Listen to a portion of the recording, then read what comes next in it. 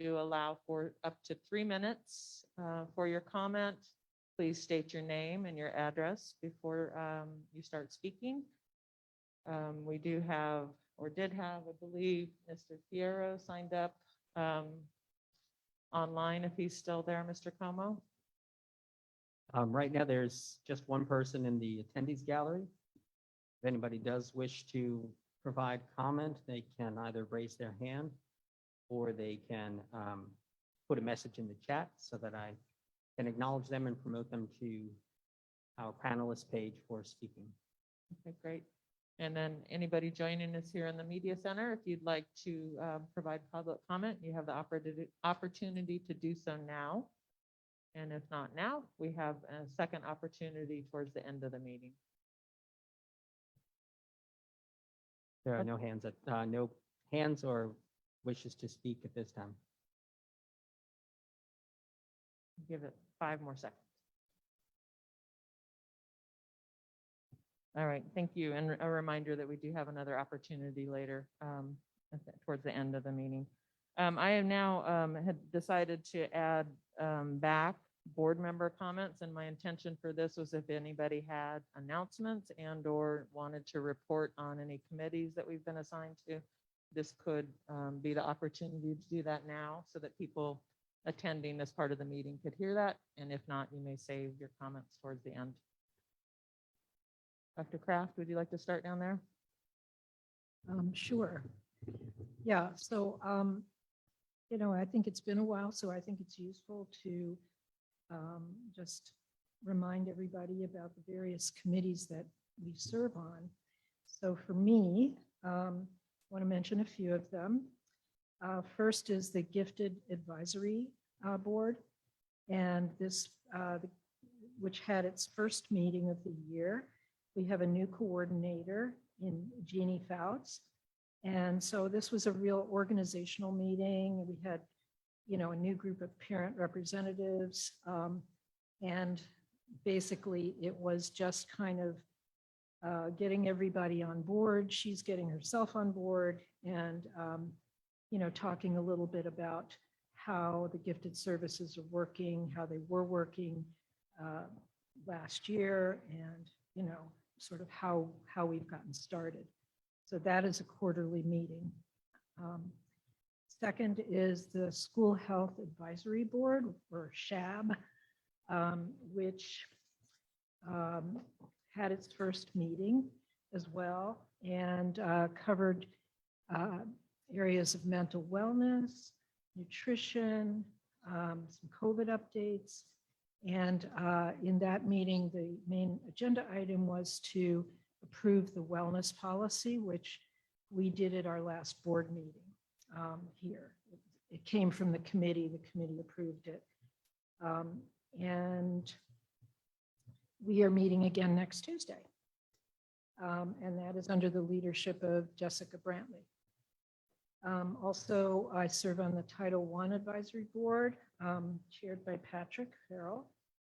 And this board, the purpose is to really inform us about how the various forms of federal funds are being used in our division. So these things cover literacy, math, family engagement, health and PE, and mental wellness. And if I've missed something, I see Patrick is here and he'll fill it in. But basically just to talk about what our division is doing in each of these areas. And I think that one is a quarterly meeting, I believe. The other things that I've been doing, I've been somewhat involved with the reconfiguration and meeting with some folks who are wanting to find some additional sources of funding for our reconfiguration of our division, and we're working to do that. I've attended the design team meetings, which have been really, really interesting, along with other board members here. I've also been part of the United Way Vision Keepers group, which is it's focused on preschool early childhood and preschool in our community. So it's not just our preschool program, but preschool services across our entire community. And that group met a few months ago, and I think is also very interested in our project of a comprehensive preschool program at Walker School. I'm a member of the VSBA Legislative Advocacy Committee, which did have its first meeting, and as a way to begin to look at what are the issues that we want to be advocating for, and both at the state level, but also at the federal level. And that's the purpose of that committee. And gosh, I was able to attend the Cultivate Charlottesville dedication of these beautiful sundials to the dedication to the Charlottesville 12 at each of the school-based community gardens, and that was really lovely. I was able to attend the CHS Orchestra concert, the in-person concert at the Pavilion, which was also really exciting to see everybody performing live again. And I'm working with the group Impact, and you may know that one of their agenda items has to do with aftercare for preschool, which is an issue that we in our division will need to address. I think that's about it. Thank you, Dr. Kraft. Mr. Wade? I'm not going after all of that. I'll pass and I'll go later. I will be respectful of our audience as well.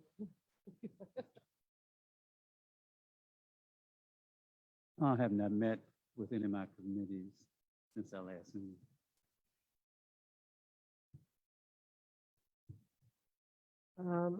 I'm a member of the Public Education Foundation Board, otherwise known as PEF. We had our first meeting. We meet once a month, the first Wednesday of every month. And so we met yesterday. We had a conflict in September, but that's okay. And we got Mrs. Paula Culver Dickerson thanked the board of PEF for the funding to purchase, to assist in purchasing the picnic tables that you see outside at the elementary schools in order that the students have lunch outside, do different classroom activities outside, and get an opportunity to take in the fresh air. I'm also a member of the PrEP board, which is the Piedmont Regional Education Program. It is a regional program for our special needs students. We have students at Ivy Creek, which is located directly behind Albemarle High School. Our PrEP board meeting was last week. Dr. Gurley was there. He was introduced, and we received an update from our new executive director, Ms. Neely, of all of the things that are going on. We have a new website, so you may go to our website and find out anything and everything that you need to do. And Ms. Katrina Lee was our special education representative from the Charlottesville City School. The last meeting that I attended, which all of us attend, and I don't know if everyone understands, but KTEC, which is the Charlottesville Albemarle Technical Center, has a board. We meet every other month, and then quarterly we have a joint board meeting. And the joint board meeting are for the members of Charlottesville City and Albemarle County. But in between, we do meet. And during the most recent meeting, we received an update as it relates to students and our first budget request. And that information will be coming forth to Dr. Gurley in order that he meet with his executive team, look at what is being asked, and make a determination as to how that will figure into our budget. And we do the same thing for PrEP. Thank you. I don't have any comments. Okay, great, thank you. All right, we will move on and I'll save my comments for later. Thank you. And now we are moving on to adoption of our consent agenda.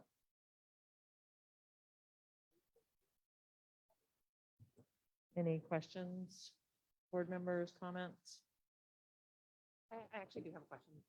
Ms. Powell, the budget development calendar has been updated, but when I looked at it, it seemed very similar. And one of the things that I recall at our CIP meeting with the city is that we might have to change our development calendar given the kind of where the city is right now. So I wondered if there were any changes associated with that in reflected.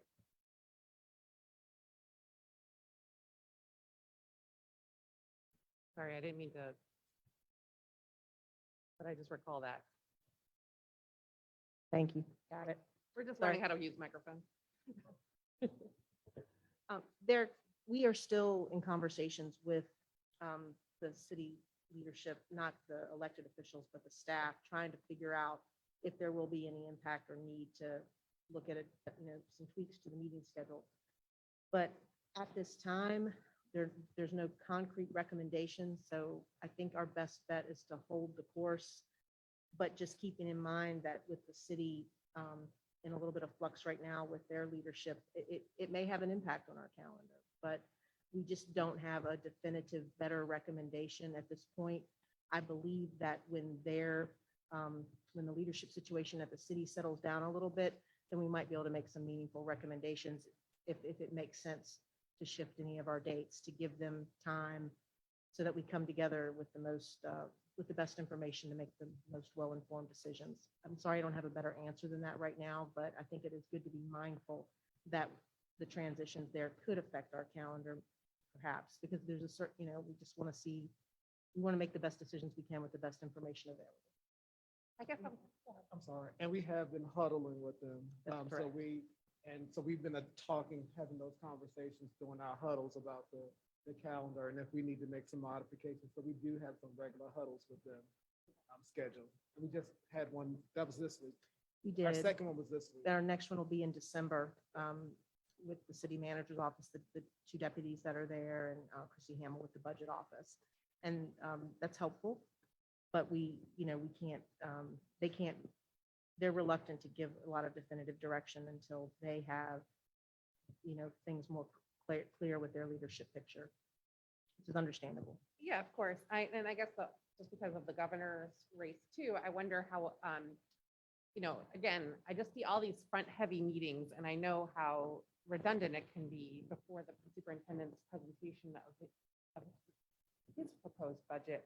So given that the governor's budget is probably going to shift a little bit in the General Assembly session, like how useful are some of these early meetings if the whole thing is going, I don't recall this specific So instance.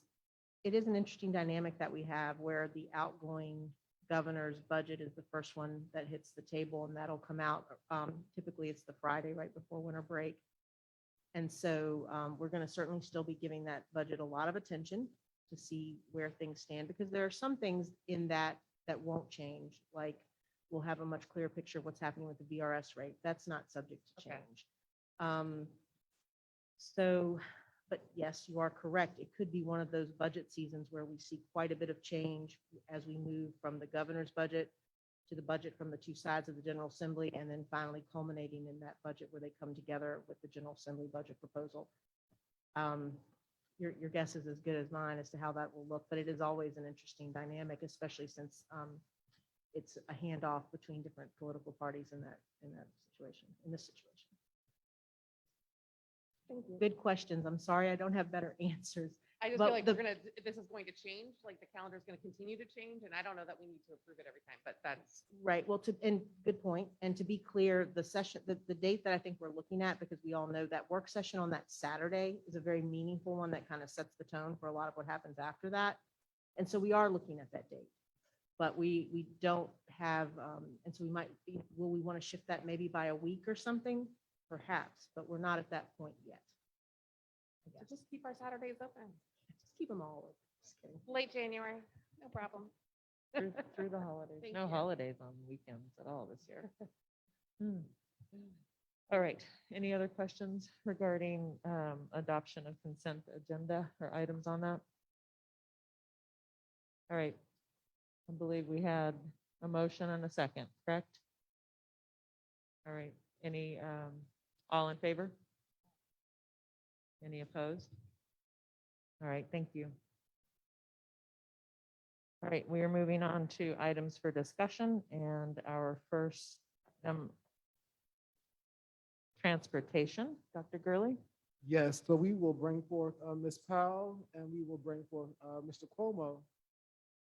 And I know this is one of the areas we've had a lot of conversation about with regards to our transportation, and we talked about last month about our student attendance. So they'll bring us an update.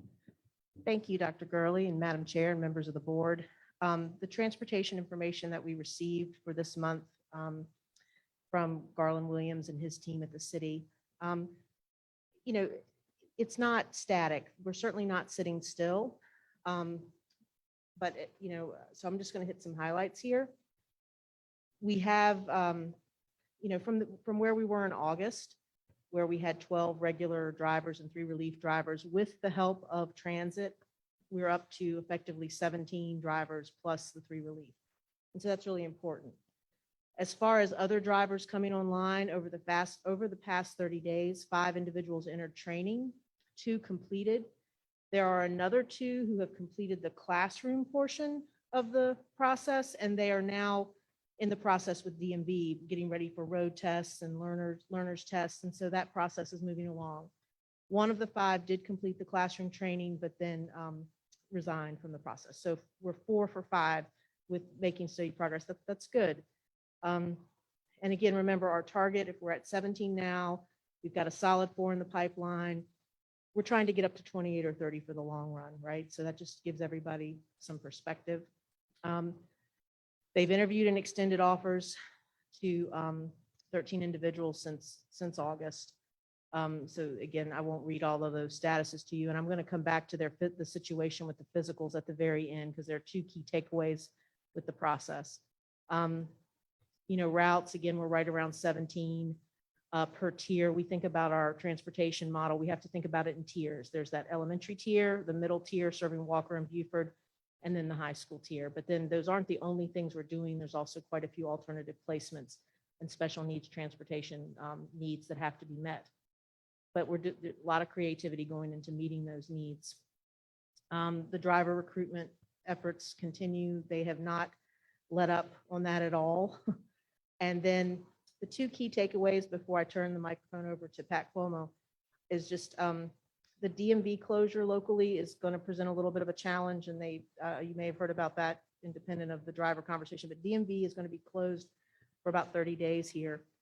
And so there's some concern about that delaying the process for some of our drivers who are in the pipeline. And then a bigger concern for the brand new hires is they were really having difficulty with getting physicals done, the necessary physicals. But I learned today, and this is an update from what is on the report, that they're hopeful that MedExpress, they may be crossing a final hurdle to get them online, as well as another provider. And I told them if that did not work, to please let me know, because I would bring it back to the board to see if some of you could do some of the great work that was done with DMV to help us come up with a creative solution to help expedite that, because we just don't need any other obstacles in our path, or more importantly, in the path of these individuals who are stepping forward to drive. So if you don't hear a cry for help from me in the next week or so, you'll know that that physical situation has been resolved. And with that, I'll turn it over to Pat to talk about attendance.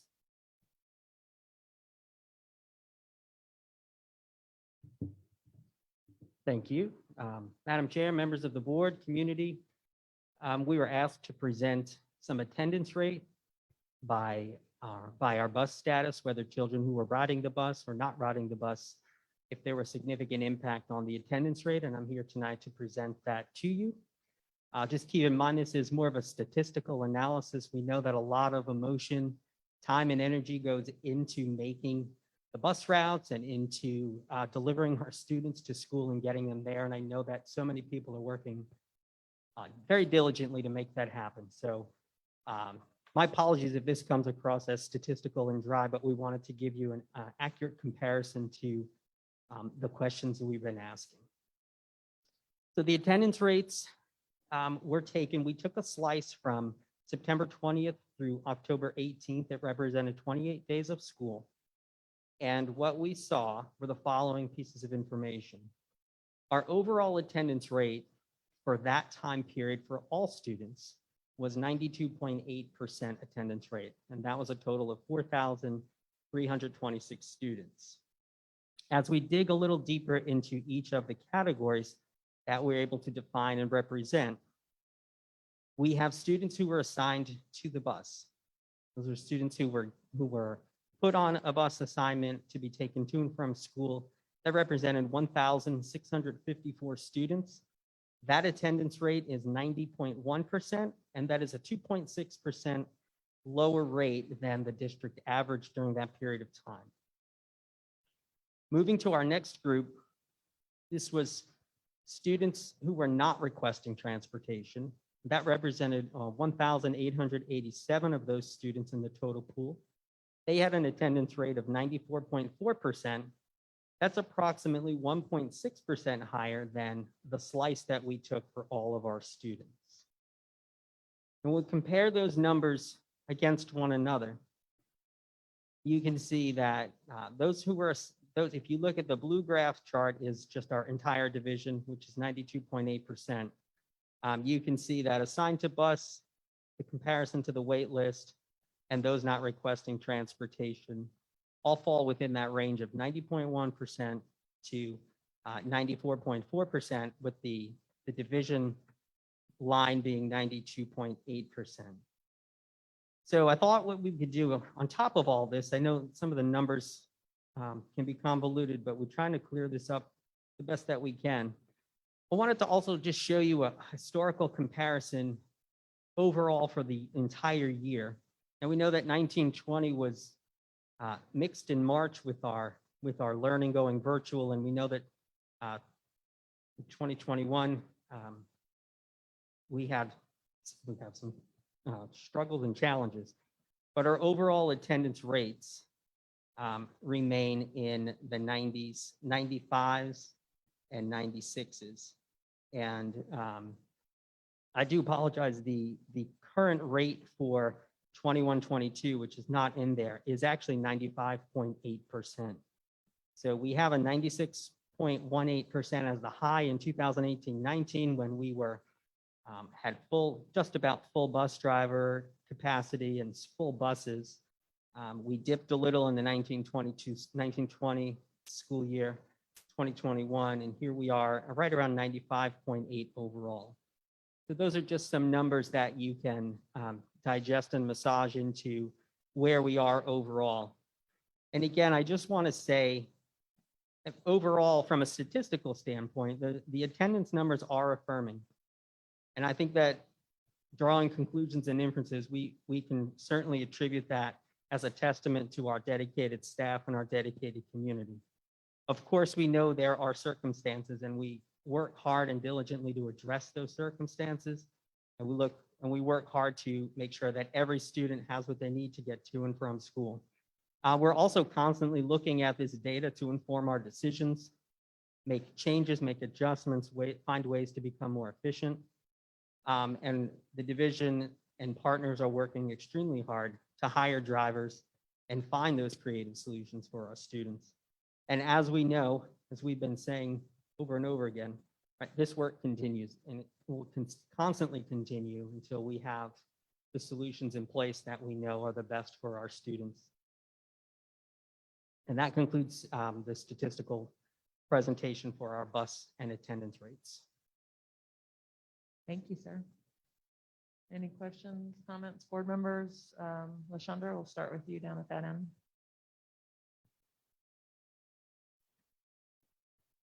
I was wondering, when we were talking about the bus drivers, how we're at 17 plus the 3 relief drivers, and we're aiming for 30. Is 30 the number that would give us the coverage, or is 40 the number in total that would give us the coverage? Like there was an amount we needed to cover the route. So 30 gives us coverage in some additional, like the relief drivers. Relief drivers are important, just like substitute teachers are. So 30 gives us coverage. I know ultimately 40 would make things much more comfortable, but right now, if we had 30, I don't think we'd have wait lists. But 40 is the But goal. 40 is the goal. 40 puts us in a position where we could probably do a lot of the alternate transportation and special transportation more cost effectively. There's a note on there about what we pay a particular vendor per week to do alternative transportation. So 40 is ideal.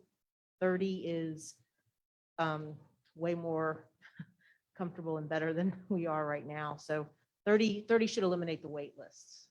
30 eliminates all wait lists and has some relief drivers. 40 allows probably optimal efficiency and flexibility. Is a good way to explain it. I also want to mention on the attendance report that Pat provided, we were talking just before the meeting, that slice we took, if you've noticed those dates, it happens to be like during the surge. So keep that in mind. That was a rough time. It was a rough time to take but that was affecting attendance rates then as well, I guess is all I wanted to point out. And the wait list, when we're always talking about that 1,000, is it 1,887? Was that the wait list or just no transportation? Or don't need the bus, don't need to take the bus? The wait list is not that high. We didn't actually end up putting that in the presentation, but the wait list, the last number that I heard or looked at was in the 700s. Yeah. So we're out of the 800s, right? I think the last time I was here at this podium, the wait list was in the 800s. We're now in the 700s. Forgive me, I don't have the exact number, but it's because we kind of shifted and we are still using the data to help inform our decisions and understand where, transportation could be really significantly impacting students. Remember, a lot of students who are on the wait list, they want transportation, and that's important for us to ultimately be able to get back to providing that for everyone who wants it, but it's not necessarily impacting their ability to access their education and attend school regularly. Okay. Can we then, when you report them at the next meeting, can we include, because I know some people are on the wait list because their parents would like them to ride the bus, but they can't, but they can take them to school. Are there students on the wait list where we're having to find workarounds for them? That number would be important. So certainly, yes, I can see if we can look into like providing additional information on the wait list. I think that's all my questions for now. Thank you. Thank you, Ms. Breyer. No questions? Mr. Bryant? I have a quick question. The attendance, those who are riding the bus is at 90.1. Those who did not request is 94.4. So is there any particular reason why those numbers don't? It's less for those who are riding the bus? So keep in mind that students who are prioritized for the bus are students that need that extra support to get to school. Like and sometimes those students have other reasons for not attending school as well. Pat, I don't know if you'd like to elaborate on that anymore, and I don't want to be too subjective, but And Just some of it, and go ahead. some of it also is we talked about the ABS 19, which is our students who were absent because of having to quarantine. So some of the students who were the high priority students were also students who were having to quarantine. So during the quarantine period, we weren't giving up their spot on the bus. So that also counts into some of the absenteeism as well. And we've been working through, that's another number that we are also tracking, the number of students who had to quarantine during that time, because that number was impacting attendance. And thank you for reminding me, some of those students actually had to be in quarantine because of the bus, because through the bus, they were identified as a close contact. I know at least 3 times we had to pull video to determine all the close contacts on a bus, and those students go into quarantine, and then that affects their attendance. Ms. McKeever? Okay, Mr. Wade? Dr. Kraft? my only question, just curious, are we doing field trips? Is this transportation affecting field trips at all? Not as many as we would in normal circumstances. There are certain trips that are being authorized, but not as many because the drivers we have are driving so much that it's just it's very straining. And we're running buses in the middle of the day for vaccinations and things like that too. So there's just a lot of demands on the drivers that we have. So there aren't many trips at all, but I can't say universally we haven't authorized any. And certainly like fine arts competitions and the sports, we're, keeping those things going. Some clubs were impacted though, like there's a fencing club at Beaufort I didn't know about till this year, but it always had a bus that took it over to Carver Rec. Some things like that have been impacted. Okay, thank you. Thank you for the work and the statistical analysis presentation. Appreciate that. And as always, appreciate all the efforts by everybody to get our kids to school. So thank you so much for that. Okay. Our next item is our equity update. Dr. Gurley.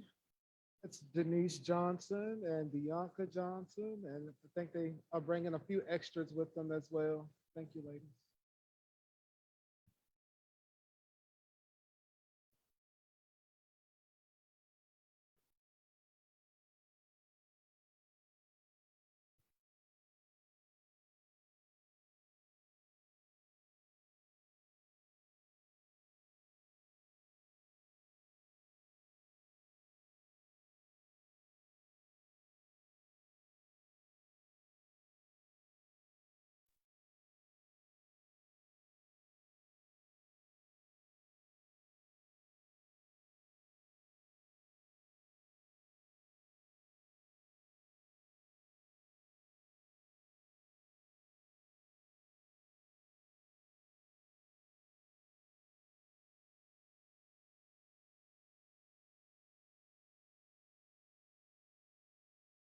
Good evening, Madam Chair, School Board, and Dr. Gurley.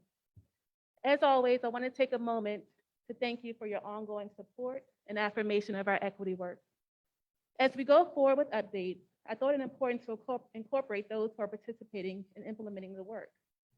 So today we have our Family Engagement Coordinator, members of our division level equity committee, who are also staff members and parents of CCS students, and our Inclusive Excellence Consultant, who was provided to us by Dr. Kevin McDonald in UVA's Office of Diversity, Equity, and Inclusion.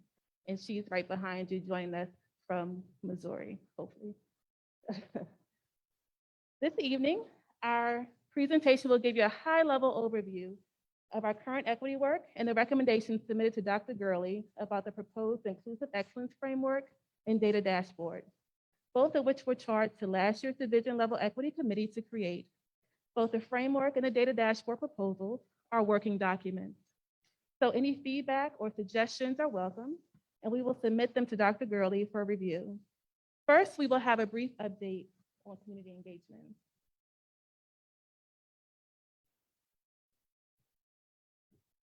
Good evening, Madam Chair, School Board, and Dr. Gurley. My name is Bianca Johnson, and I'm the Family Engagement Coordinator for CCS. Ongoing and focused engagement, as well as partnerships, have been at the core of this school year's successes. Community engagement allows us to meet families where they are, to connect and provide support when needed. It also allows us to come together to make a difference. Together, we were able to identify the strengths and supports within both the families and the community that we can tap into. All of these efforts are done with the intention to eliminate barriers to student success. I also have to acknowledge the resilience that we've seen in our students despite the many challenges that they face daily. One example of this resilience is how our students have been able to attend school in spite of the bus driver shortage. I spent some of the summer connecting with local organizations and hope to join efforts already in place versus creating new ones. Those conversations led to coordinating community meet and greets for division staff to see families and begin the work of building relationships.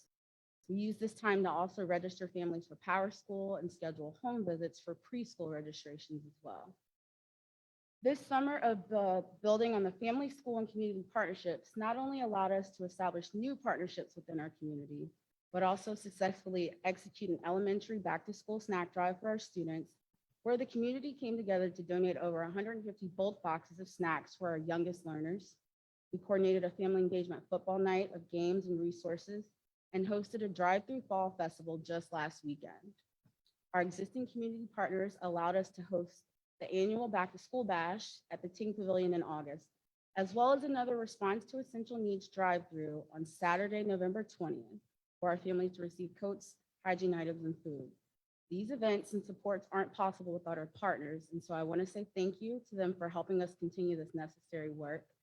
As we progress throughout the year, we're working to connect with more community organizations and continue the work of collaboration to further support our Charlottesville students and families. Thank you. Internally, every school has been working to foster a culture of success.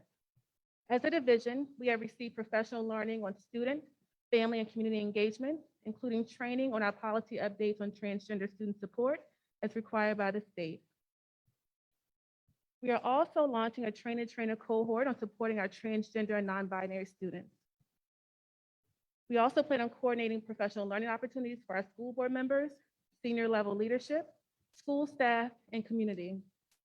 If you all or our school community have any ideas, feedback, or suggestions on ways to enhance our engagement efforts, they can contact Bianca via email.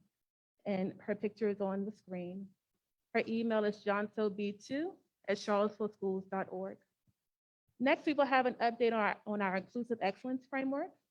This framework will allow us to align with the state's vision for equity. It is also an opportunity to use the same language as other partner organizations who have adopted the framework as well. Internally, we felt this framework gives a good infrastructure for what we want to accomplish and will be a great action plan that can be embedded into our overall strategic plan.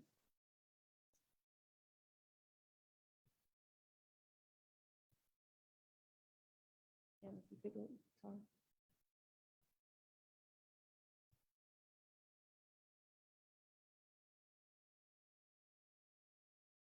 Do we want to advance the slider or should I just start? Denise, sorry.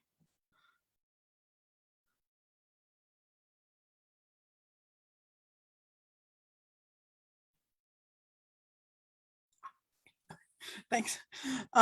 So good evening, Madam Chair, school board members, and Dr. Gurley. I'm Dr. Tara Warney-Griggs. I use she, her pronouns. I'm a consultant that works with organizations in higher education, K-12, nonprofit sector, to assess their current state with regard to equity, diversity, and inclusion, and to develop inclusive excellence plans, which are basically DEI strategic plans that encompass the totality of the organization's functioning. I worked with Dr. Janice Underwood and the One Virginia Planning Committee to develop the One Virginia Plan and the support documents for that program. And Dr. McDonald, as Denise mentioned, retained me to provide support to CCS and other organizations within Charlottesville. So I've been working with a number of organizations in the community there, but specifically to CCS as it embarks on its inclusive excellence journey and aligns its work with One Virginia. The committee was charged with developing the CCS framework, divided into 5 working groups, one associated with each of the dimensions that you see here. And I'm just going to walk through them. Other presenters are going to go through in a little bit more detail, but they're access and success, climate and relationships, training and education, infrastructure, and community engagement. And each of these groups went through and did an assessment of the current state at CCS, looked for gaps, and highlighted some areas for strategic priorities. And then the working groups came back together to review and align their respective sections into a coherent plan. And throughout that process, I provided feedback, guidance, and assisted with developing metrics and feedback loops. And the result is really a robust plan that will engage all aspects of learning and working within CCS. I can't overstate actually how wonderful it was to work with this team and what an amazing resource that you all have with the members on this committee. And this plan spans the next 3 to 5 years. Usually when we think of organizational change, It takes about that long for things to start to gain momentum, right? And to really start to take hold. It's an iterative and developmental process. And so I look forward to seeing you all grow and run with this. It's been an absolute joy to work with your team on this project. And I'll hand it back over. Dr. Warren Wiggs. Good evening, Madam Chair, School Board, and Dr. Gurley. My name is Mitsuko Clemens Nazir. I'm the proud parent of a 2020 CHS grad, as well as serving as your Assistant Director for Human Resources. I am going to be joined alongside our colleague Alexis Mason, who will be sharing with you the overview of the framework. In CCS, we believe that our school division has to be unwavering in addressing the issues of opportunity and access for every learner while affirming and building on the strengths of all students and what they bring to our schools. Our collective goals towards equity and achievement drive everything that we do. The Inclusive Excellence Framework reaffirms Charlottesville City Schools' commitment to growing and sustaining a diverse and inclusive environment for living, learning, and working. This framework expresses the plan for enacting CCS's larger mission and values. The 5 dimensions of the framework are, again, access and success, climate relationships, training and education, infrastructure, and community engagement. Each dimension incorporates a goal and is accompanied by several strategies and data metrics to hold us accountable to the work. First, I'll share with you access and success. In educational settings, access and success includes 2 groups: employees and our students. For employees, access refers to activities K-12 organizations use to recruit, hire, and retain individuals from a broad range of human experiences and abilities. Success refers to the investments made in the development of employees and leadership. These efforts increase or maintain diversity among a district or school's employees to bring needed perspective to its operations and increase productivity and creativity. For students, access means that their curricular, pedagogical, and co-curricular opportunities are equitably available for all students. Success refers to activities designed to improve student achievement. It is our goal to achieve a more diverse and inclusive employee base that strengthens CCS's ability to recruit, retain, and advance a skilled workforce to provide culturally responsive, inclusive, relevant, and rigorous learning experiences for our students. Our next dimension is climate and relationships. We affirm, we value, and elevate the diverse identities, perspectives, and experiences of all of our students, that they lead to success. CCS will create an environment that is supportive, safe, and where students, staff, and families feel connected. It is our goal to develop a consistent and aligned environment of safety and connection for students, staff, and our families. Now, Ms. Mason. Good evening and thank you. I'm Alexis Mason. I'm currently serving as an instructional coach at Charlottesville High School. The next dimension of the Inclusive Excellence Framework is training and education. We believe effective professional development is inextricably connected to the academic success, social, emotional development, and sense of belonging and safety of every learner in CCS. To that end, CCS is committed to developing a workforce that is aligned with the diversity our students bring and holds a fundamental belief that equity and excellence in teaching and learning play an integral role in our efforts to achieve our mission for every learner, every day, everyone. Training and education will be provided to help the school district personnel and students develop knowledge, skills, and understandings to facilitate intergroup relations. Educational success is achieved when diversity is effectively leveraged, with the goal of engaging Charlottesville City Schools employees and students in learning varied perspectives of domestic and international diversity, equity, and inclusion, and social justice, as well as to create a climate of inclusivity, high expectations, collaboration, continuous improvement, and agency. Another aspect of the Inclusive Excellence Framework is organizational infrastructure.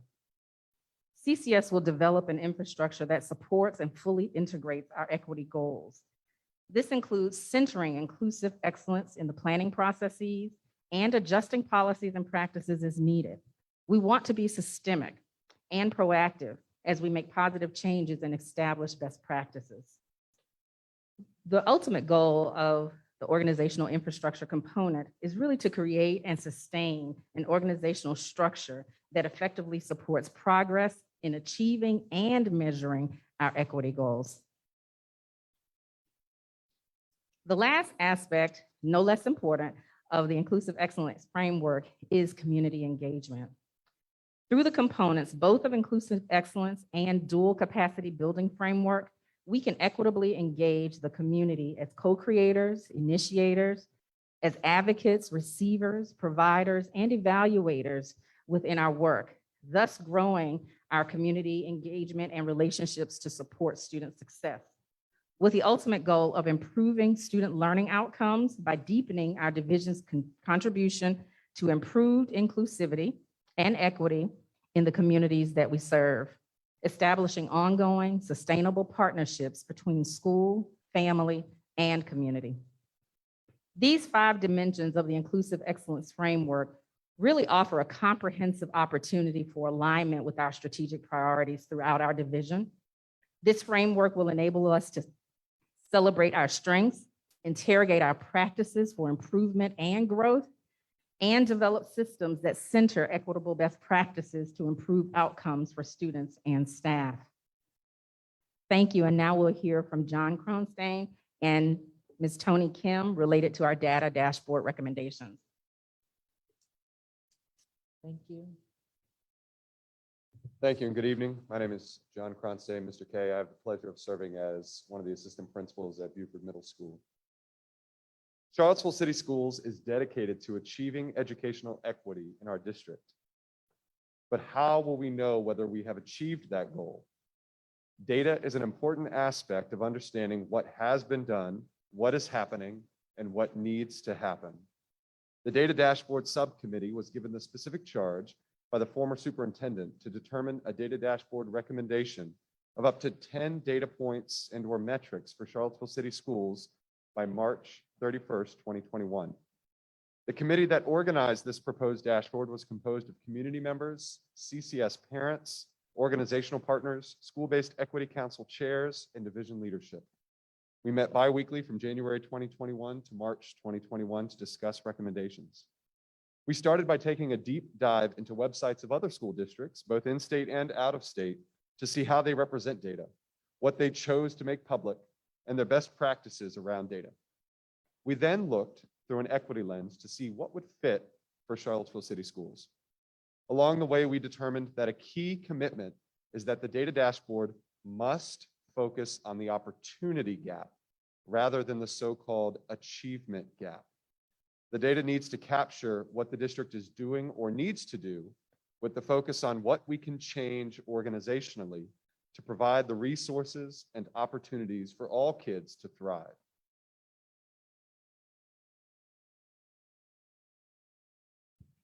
Good evening. My name is Tony Kim, and I'm a parent of a CHS student and a CHS graduate.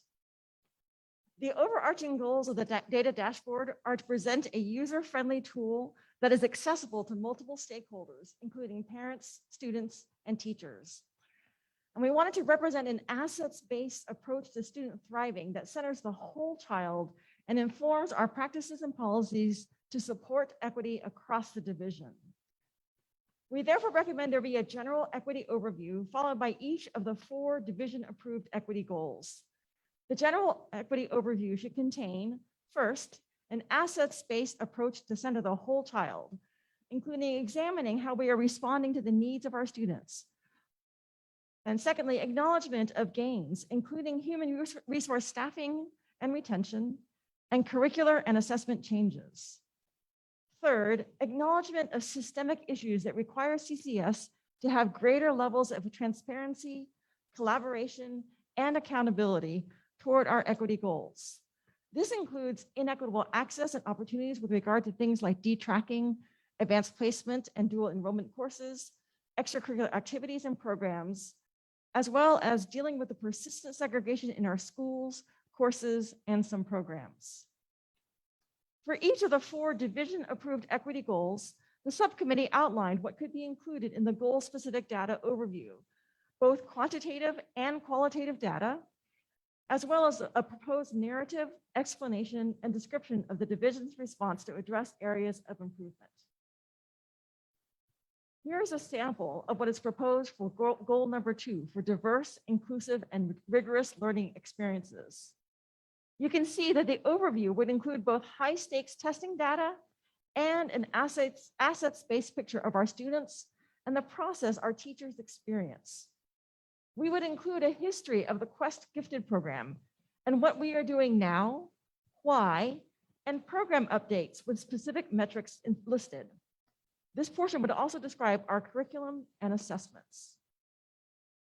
Finally, the committee recommends as starting points these groups of metrics. Number 1, links to school quality profile data under the appropriate equity goal.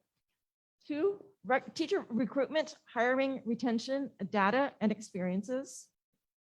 3, teacher climate survey and focus group feedback.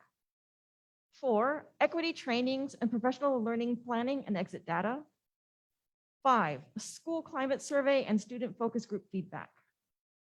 All of these ideas will be presented to various constituents for their feedback and input, with the hope of implementing some version of a data dashboard next fall. Along with some of the other members here, it's been amazing to have been part of this work from the beginning, from its first ideation when we first gathered together at K-Tech, from bringing on Ms. Johnson full-time to the work that it's begun in our schools and training for staff, and now to see this work. And we're excited about the work we're doing. The addition of the Inclusive Excellence Framework and Data Dashboard, along with all of the other work, has the potential to change our educational system and the lives of our students and families for the better. We recognize that this is a huge responsibility, and we all must take ownership of this commitment. So that we are able to implement the framework and dashboard well, we will be taking the time to have listening sessions and opportunities for feedback and conversations. The listening time will be from December to May, with the intention of rolling out both the framework and dashboard next school year. The framework draft will be distributed to staff and will be posted on our equity website.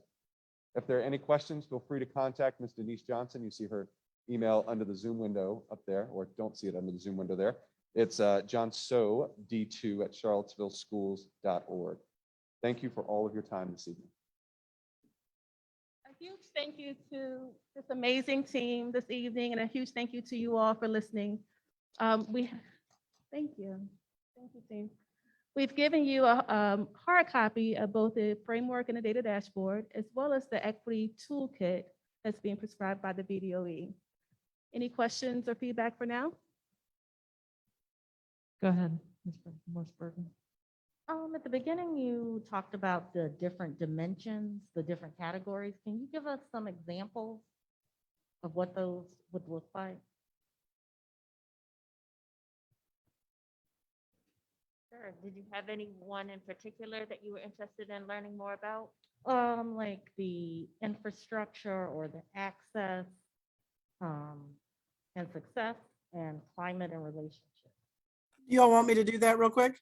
I can do that in about 3 minutes. Sarah. Go for it. Go for it. Okay. So access and success refers to those things that deal primarily, well, access deals with like the composition, right? So what's the composition of your faculty, your staff, your school leadership, and how well is the division doing around diversifying positions of leadership, teachers, et cetera. And then success obviously is looking at, how well those folks are retained. Are they able to move through different levels of responsibility? For students, that looks at, how are students represented throughout different kinds of programming, so gifted programming or other kinds of things within the division. And then going back to the discussion about the dashboards, what do the student success indicators look like, right?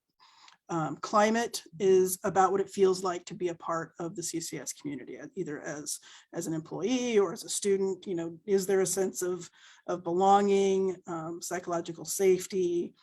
Do folks feel like they're able to bring their full selves either to work or to school, right? The education and training, though that also has two components when we're talking about educational institutions. There's the training that's provided to educators around whether that's inclusive teaching practices, diversifying, you know, the representation in the curriculum, for example, and then also training on how to be, maybe perhaps how to create a more inclusive environment within a department or within a whole school, for example. The infrastructure piece is basically the nuts and bolts, right, of any organization. So it's policies, its practices, how it's organized, and how it does investments, for example, as well. You know, how does it allocate its resources? And then community engagement is, you know, how is it that CCS is showing up in the community of Charlottesville, right? What kinds of partnerships does it have? What kind of outreach to families are happening, and so forth. Does that answer your question? That was perfect. Thank you. Thanks. Can I I do that a ask lot, one so. more question? Along the way, what feedback have you gotten, if any, from teachers, students, and families about this framework? And then what will you do to engage them as we develop what it looks like for Charlottesville? How are we going to engage teachers and students and families? Sure. This is the first stage of our rollout session, and so you all are the first to see the draft. We are posting it this evening on our website, and also the staff members will receive an email. We will have listening sessions. There's a Google form on the website as well for anyone that wants to give electronic feedback. So we'll have listening sessions, and we'll leverage our equity councils to get feedback as well. And so the feedback period will be from December to May, and then we'll spend the summer doing the official rollout. Thank you, and I really enjoyed this presentation. I appreciate all the effort that went into it. Ms. Puryear?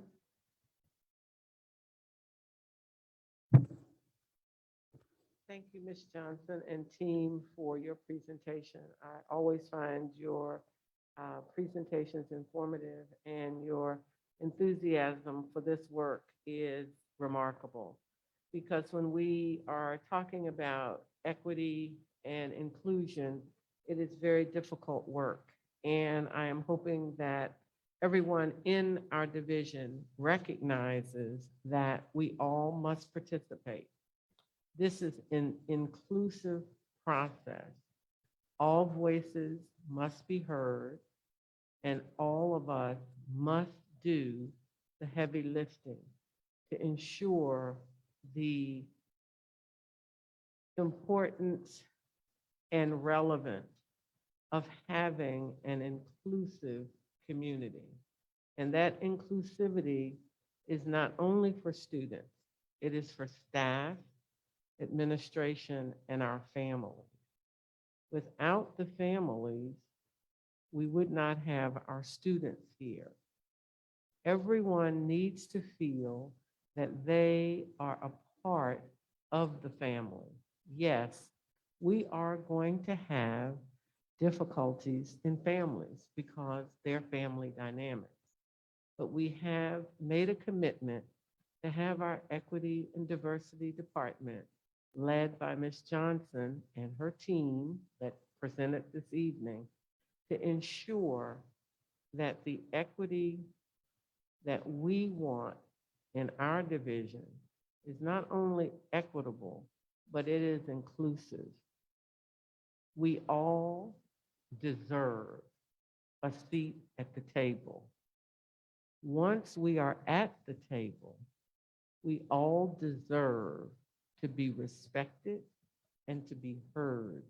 It does not mean we will always agree, but we can disagree without being disagreeable and disrespectful. And I applaud the work, Ms. Johnson, of you and your team. They're behind you. for all that you've done through today. And know that the work that you are doing is being talked about throughout the Commonwealth in a positive way from other divisions, and that other divisions are looking to us to pave the way for this important, challenging, and difficult work. And so everyone in the CCS division, regardless of who you are, regardless of how young you are, has to get on board. Thanks. Mr. Bryan? First, I want to say to the committee, what an outstanding job.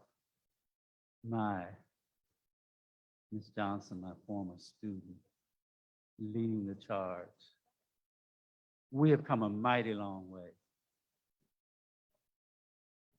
As a graduate of the Charlottesville City Schools, just recently I was asked to share my experience of what it was like going to segregated schools in the city and what it was like after we integrated. I had the honor of speaking with a committee of folks on the Virginia Historical Society who interviewed me for 90 minutes on my deck. And I shared with them my experience of what it was like. It will be archived, so once it's up and running, it'll be there long after I'm gone. It's quite riveting. And here we are, 50 years later, talking about equity and inclusion in the Charlottesville City Schools, that all children, regardless of background, socioeconomic, and color, that everyone will feel valued and included. I am honored to be sitting in this chair, experiencing this moment 50 years later, that we have finally got to this point, that we're going to include all children. And all children will leave here feeling valued. This is a great day. Thank you all for an outstanding job. Feel like an amen after that. I don't know why. Let the church say amen. Man.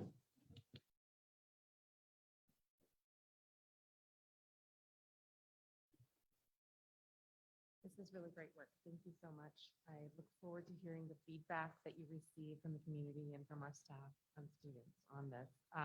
I also look forward to more deeply delving into the very substantial work that you all have created so that, you know, my feedback will also be sort of meaningful instead of just wordy. But yeah, so thank you so much and keep up the good work. I really feel like this has just been such a lengthy process already, but it really does feel like we're getting to a point where we're going to have some concrete things for the public to see that can then meaningfully demonstrate our commitment over time. Because all of these things are not new. None of this is new. It just sounds like, you know, just measuring it and being transparent with it. So I appreciate your really stellar work. Thank you very much. I just wanted to thank you all again for your presentation. We went through this Inclusive Excellence Network with Tara, with the United Way earlier this year. So it's helped guide us in how we are serving the community. And as Sherry mentioned, some of the things that we're doing with early childhood education, also under the guidance of Kevin McDonald. So a lot of these things that y'all talked about, I hope that we are, as a division, are living some of those things. But as y'all are working on this as a committee, I'm wondering, as y'all are going through the list, is any of those things that you say, you know what, we're going to put this down, but this is going to be a challenge. I wonder if you can share one or two of those things with us today. You know, because I want this to be something that we want to achieve, but I don't want, you know, just the low hanging fruit. We need to touch some people. I think one of the areas that was pointed out by several staff members, families, and other members of the working groups was that we may need to put some processes and systems in place that don't currently exist so that we can be more consistent in tracking our progress, really targeting our areas that we need to work on, and then really being able to execute a plan that is practical, but also very future and forward facing to really support the work. But we really need to do it department by department, not just look at the school side, but also look at the division level, also even look at how we're leveraging community resources and the processes that we use that will help us be more successful in really addressing some of the opportunities our students still need to be successful. Thank you. We talked a little bit about the data dashboard, but that in and of itself is going to be a challenge because when we looked at a bunch of different examples, so many questions kept arising, and we're sure divisions and other people were very intentional with how they formed theirs, but we came to find that we had more questions than answers when looking at all of this data. And I think the challenge is going to be presenting this forward, but then saying, well, what does that mean? And we were very focused with this, not just being data for consumers of data. You know, we had some great consultants, and UVA is a historical partner with our division, but we're not seeking to create something that's just fit for researchers to dive into and pull apart and pick apart for their research grants. It's how is this work that's going to inform and impact the work that teachers are doing every day, that families are doing in their homes, that our community partners can look at and then align their goals with serving our Charlottesville City school system with. And the narrative piece of that we think is going to be really helpful. And so it's not just here's a data point, do with it what you will, interpret it how you wish, but what went into this data point, what does it mean to us as a school division? What are we doing with that? And even showing the good and the bad and the ugly, right? So maybe this data point isn't where we want it to be. What do we intend to do about that? And what are the actionable steps that are happening with that? So I think that in and of itself is going to create some unique challenges that are going to be exciting to tackle. Yeah, exciting is a good way of putting it. I just have one more follow-up question. I think was part of Ms. Kim's presentation, she had mentioned that part of that outreach is going to be, you know, to have more teachers of color.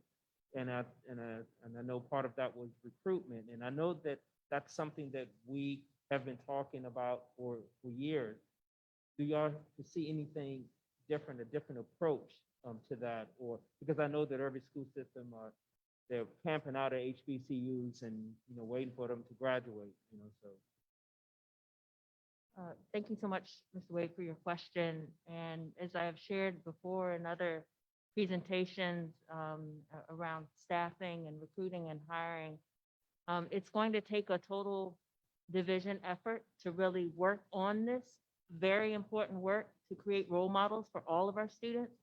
But I would definitely charge the division with prioritizing retention over recruitment and working through some of those pieces, breaking down discriminatory practices and the ways in which we treat one another in our departments as well as in our divisions and our schools. With that, you create happy, safe, psychologically safe individuals to really hit home and do this very, very important work to support our students. Eventually, you will have these happy employees, these wonderful employees serving as your recruiters and sharing the good, great work that we as Charlottesville City Schools can ultimately do. And you will in turn get that very thing that you want out of the community. And that is a diverse cadre and of employees and again, role models for all students. Thank you, Ms. Sikar. I hear the passion in your voice, and I know this is something you're passionate about. Thank you. Wow. Well, you know, I'll be a little bit redundant, but I just want to express my appreciation and gratitude. And just it's, you know, this comprehensive model. And it just feels like we're taking this work to a new level. You know, we're really serious about it. We're going to do this, and we're going to figure out how to do this, how to really do this, and how to really measure this. and then make sure that we're all accountable. And I'm just blown away by it, and it's wonderful, and thank you so much. And I also appreciate the remarks of Ms. Purrier and Mr. Bryant on this and what they bring in terms of the depth of understanding of some of these issues that is different than what I can bring from my own background. So thank you. And I had just a couple of little questions.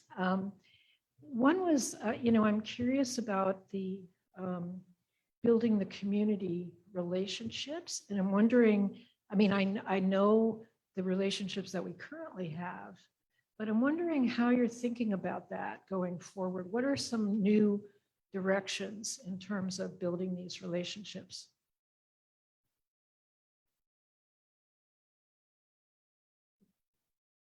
I think one of the things that came out in our discussions about community and relationship building was that some of our partners and some of our community relationships, we have very good information and data about impact.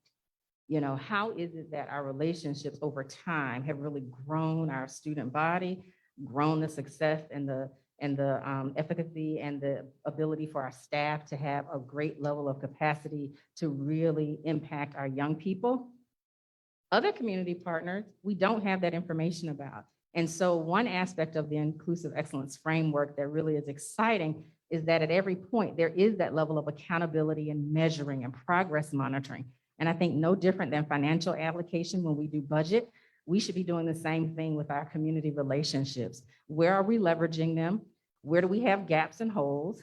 Where can we look to other partnerships, not necessarily the ones we've always used, but keeping definitely a strong foundation. But then let's reach out. Let's find out how we can use other new partners in the areas that we lack. I think one other thing that's important to notice, as Ms. McKeever said, a lot of this isn't new. It's going back to the basics. And the core of any great partnership is that relationship. And so we're being intentional about developing and keeping those relationships two-sided and two-way. And finally, as school board members, I want to make sure that we're not just receiving all of this and approving things. I want to know how we can be part of this process. So tell us how we can really be a meaningful part of this model. The first thing to consider is to provide feedback. I think every voice is important. And so you all have a different perspective and your own perspective as board members to be able to really continue to enhance and build out this draft framework. So any feedback that you can provide, please send it my way. Also, if you find any points within the framework that you feel is a strength for you, meet with me so we can talk about how to leverage that and use your relationship with the community to build out the partnerships and the relationships that we want to build out with the framework. Mm-hmm. Thank you, Ms. Johnson and team again for everything. And I won't be redundant, but so appreciate all of the work, the hours, the meetings that you have put in. It's an honor to sit here and receive this. So we look forward to your continued work, and please let us know how we can continue that support for our school division and our students. Thank you.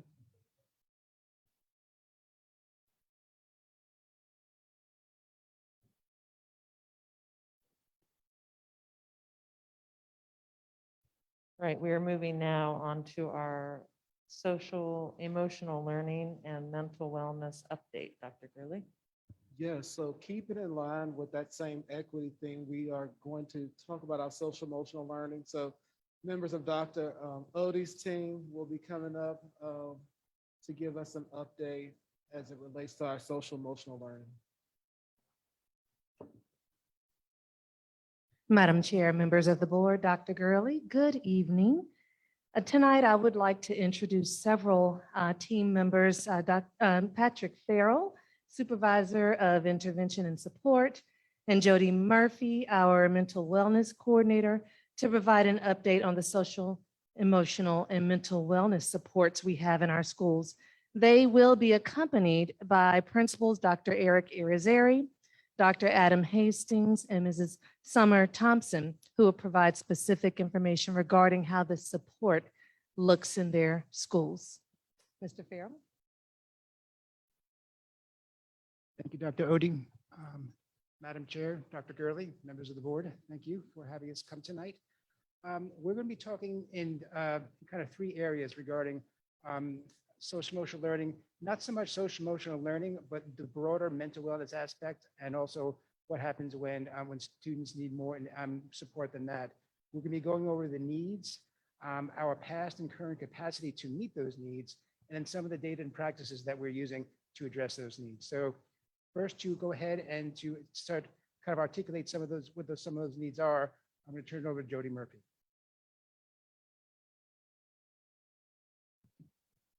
A little bit shorter. Good evening, Madam Chair, school board members, Dr. Gurley. Thank you for allowing me to speak tonight. I would like to talk a little bit about the mental wellness needs that we've been seeing. And it does date back before we closed for COVID. But really, since we have returned, we have been really working with students and staff. We have seen, because of the prolonged social isolation, because of the pandemic, we've seen more needs in the mental wellness area for many of our students and staff. We have experienced racial trauma in our community. There has been violence in our community. Last year, our community or our schools received $50,000 in CARES funding, and we spent that in less than 3 months to meet the needs based on food insecurity, housing insecurity. There's a lack of safe and affordable housing. We helped families keep their utilities on. Those needs continue. That does impact our students and their families, and it impacts their mental wellness needs. This year, between September 1st and October 28th, we began and we will continue to track the threat assessments that our school mental health professionals do in a different way. That has allowed us to see that we have conducted 35 threat assessments between, like I said, September 1st and October 28th. Of those, 50% of the threat assessments that we completed required additional intervention, meaning that our school mental health professionals either provided ongoing direct support or referred those students and their families for community collaboration, or did both. I hope that you understand that takes an enormous amount of time, and we are working really hard to make sure our students and their families are safe. I want to highlight that we are also seeing a large influx of Afghan students coming to our community and their families, obviously. Overall, 30% of our ESOL population are Afghan. They have unique needs.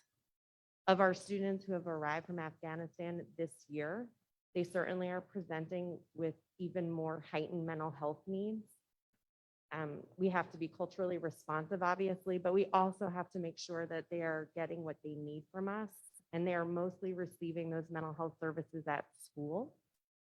So we are needing to make sure that we're adapting to the unexpected needs that they might have, and that we're also ready to serve them as they need. So we are doing things like not only providing the needs that they may have individually, but given that there are students who are already here from Afghanistan, we are providing things like support groups because some of those students are being triggered.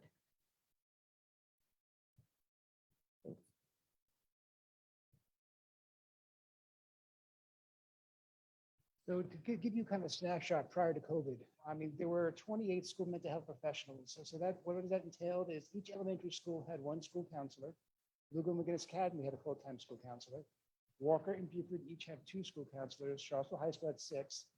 And then there were 4 social workers and 5 psychologists throughout the division who primarily served a special ed function. Without special ed eligibility, they did provide some direct services for students, but they also had other responsibilities. And then we had 2 additional student support liaisons who were there originally were kind of repurposed from attendance counselors. And these people came and became tier 3 interventionists, removing barriers for students and families. And one of those barriers particularly was mental health. And so that was kind of where we stood prior to COVID. And so we've had an ongoing mental wellness action team that Dr. Crab is a great member of. And we've tried to figure out different ways to address this issue, but we always kind of ran up against the limitations of our capacity. Can you go to the next slide, please? And so for the 2021 school year, last year, through a community grant, we were able to kind of add 5 new school mental health professional positions. These were called clinical social workers. Just given the need of the community at the time, we actually had despite our obvious need, we had a hard time hiring these people just because they were in such demand throughout our community, throughout the state, throughout the nation. We were able to hire 2 midway through last year. They started at Charlottesville High School. The other 3 we were able to hire over the summer, and they are currently working. In addition, our school leadership last year made the kind of very proactive choice that through the CARES funding, that we created these new positions called social emotional support counselors. And so those are 6.5 new positions, and all those positions have been hired and currently in place. So to just give you a sample of so what is the impact of the work that they're doing, each of our principals will just kind of come and speak to that a little bit.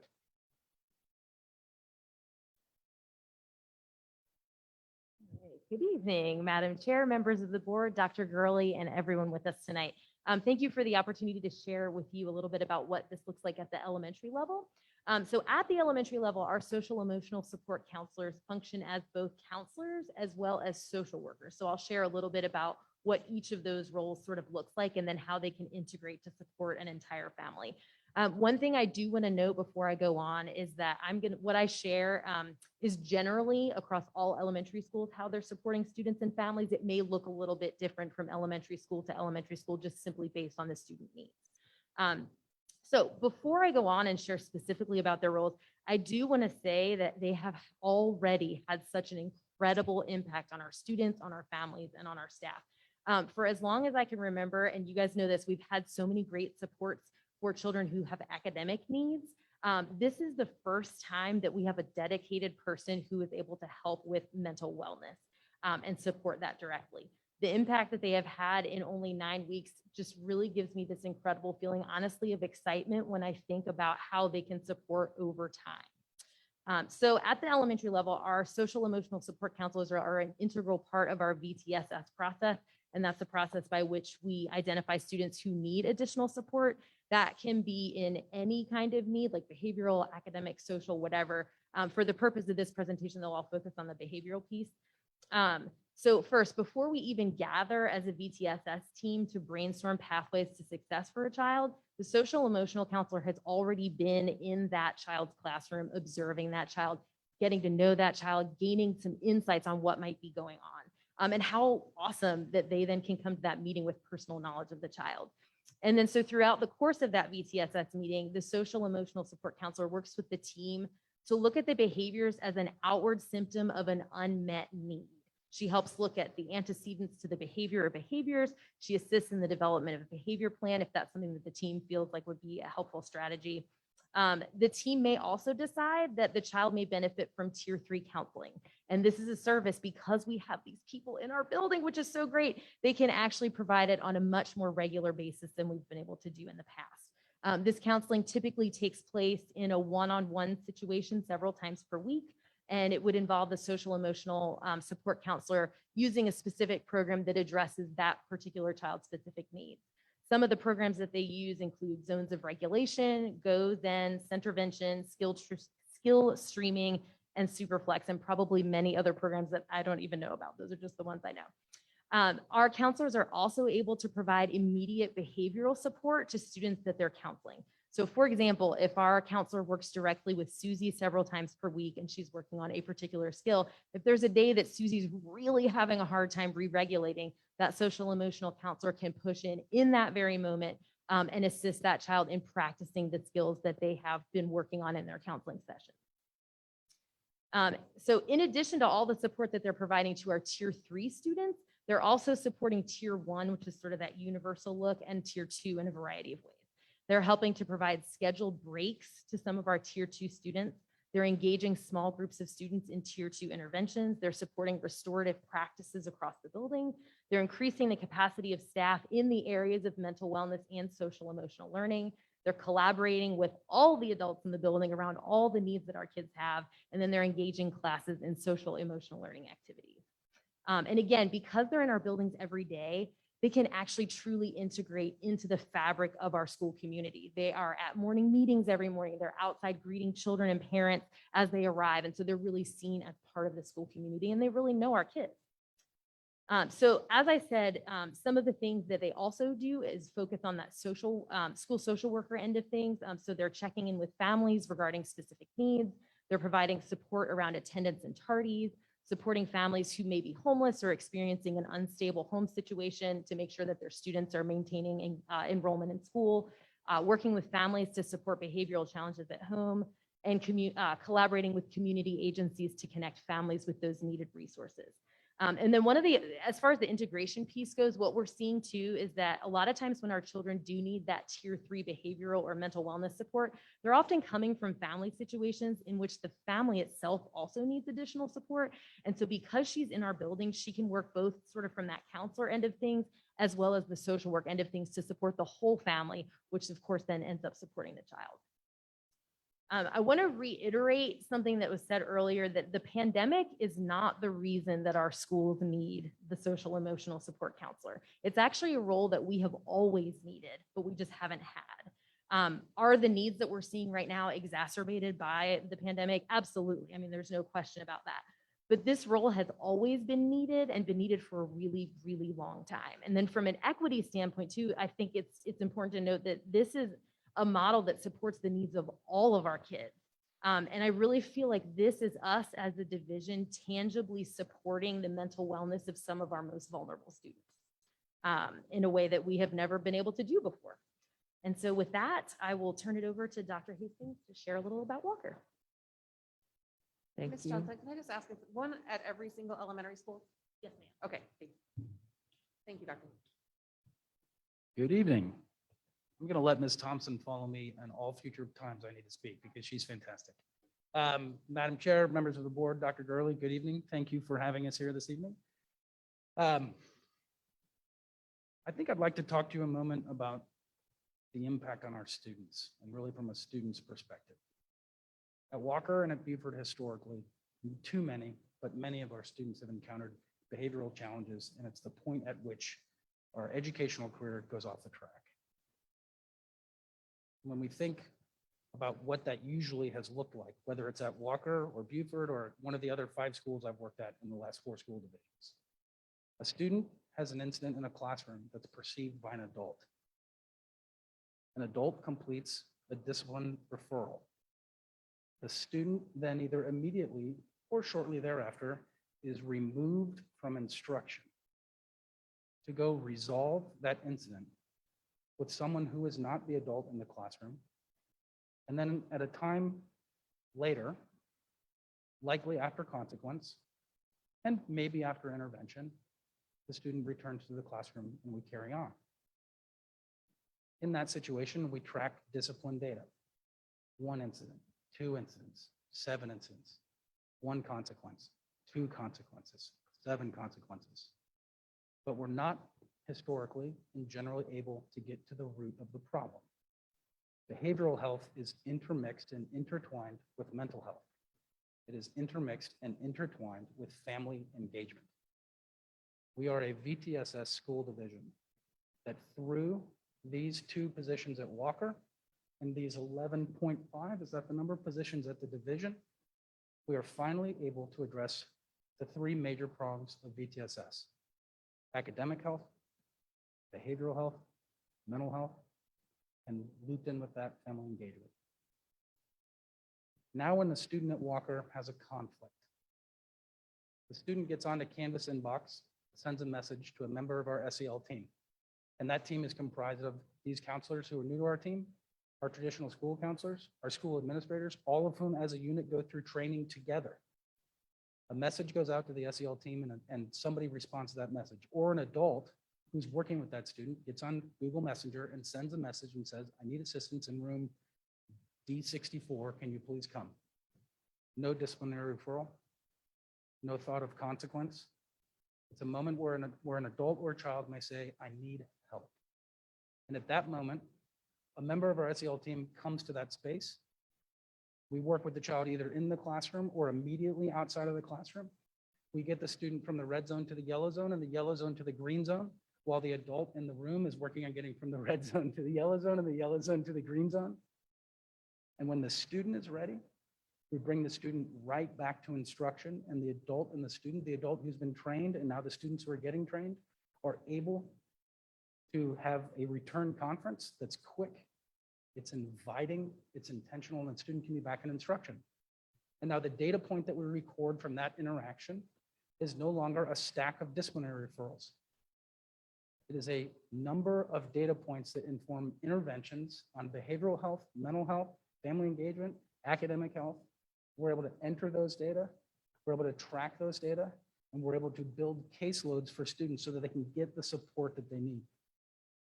This is my 18th year in public education. For the last 17 years, we've been using behavior and discipline as a blunt tool to solve mental health issues, family engagement issues, academic health issues, and behavioral health issues.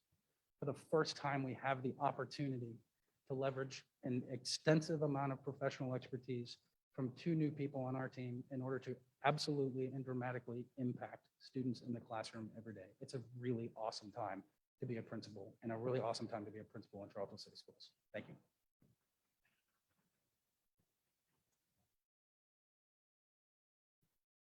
Superintendent, Board Chair, School Board, how is everybody? I'm going to echo a lot of what my colleagues just said. We, for the first time as Charlottesville High School principal, I can truly say that we have personnel in place that can actually deliver the interventions and the supports that our students need. With our new CSA model, it has dovetailed very well in some of the trauma-informed practices or restorative practices that we're using currently. Our mental health team has been vital in really building deep relationships with students, going to the homes, working with the families to get to those underlying issues that are really plaguing our students. Through the VTSS model, we're able to identify students early. We're able to give them supports in our building. We have great outside providers that are in the building, but for once, we're able within our own teams, whether that's counselors or our mental health or our clinicians, to give them the supports that they need to be successful, to get back into the classroom, to problem solve. It's been with COVID coming back, it hasn't been an easy year, but I can say we have more supports than we've had in the past. And I don't think we'd be in the place where we are right now without those additional supports that we're seeing. Our CSAs, our mental health folks and our CSAs are working together to solve problems that are stemming from the community. Our students, for the first time in a while, now they're in a building. They're in classrooms together for the first time in a while, and that takes some adjustment. It's taking us some time to adjust, the adults, and it's taking the students. And a lot of times it's learning those coping skills, learning when to ask for help, and then knowing that there are adults in the building that are professionals that are trained to work with those students, work with those groups of students, and work with the adults to make sure that those students can be successful. We're off to a great start on this new model with our CSAs and with our mental health folks.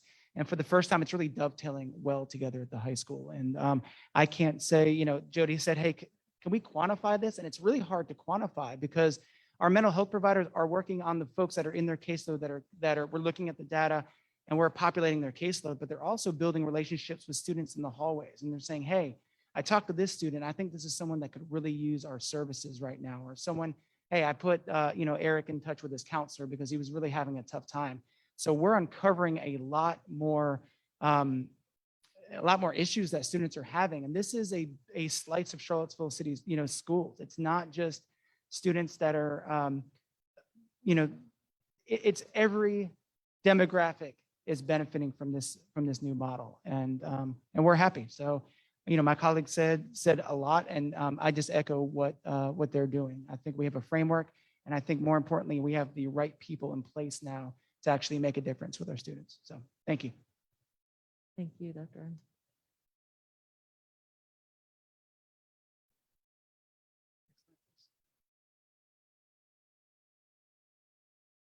Well, we were going to talk more about this, but my 3 previous colleagues spoke very eloquently about this.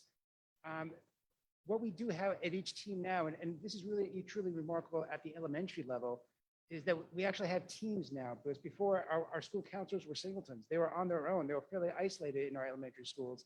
Now they have a partner and they're able to kind of, again, with any professional, there's a continuum of skills and interests. And so we were able to have a much bigger capacity, a much wider and deeper capacity to meet both student and staff support needs as well. Before I think every school division has to find out what's that balance between their internal capacity and accessing community resources. And I think for a long time, like it's been said, we would lean pretty heavily on our community resources and sometimes even use them in our buildings, not really in ways that they're supposed to be used, but it's because we were trying to address the need that we identified. And so now, over the last several years, we've talked here before about the reduced availability of some of those services like therapeutic day treatments, that it is not as available for as long and for less kids. And then we also know that given the overall mental health crisis in our community, there are long waiting lists in the community for people trying to access community services. And so I think for those reasons, increasing our internal capacity is more critical than ever. Next slide, please. Okay, and now I'm going to turn it over to Jody as we get more into the practice and data aspect. Ask a guys, because I wanted to just clarify for my own sake, because like I can imagine if you are one of those professionals in the building and your principal's saying one thing and the teacher's telling you another thing, and then you have like 100, like a lot of people coming at you.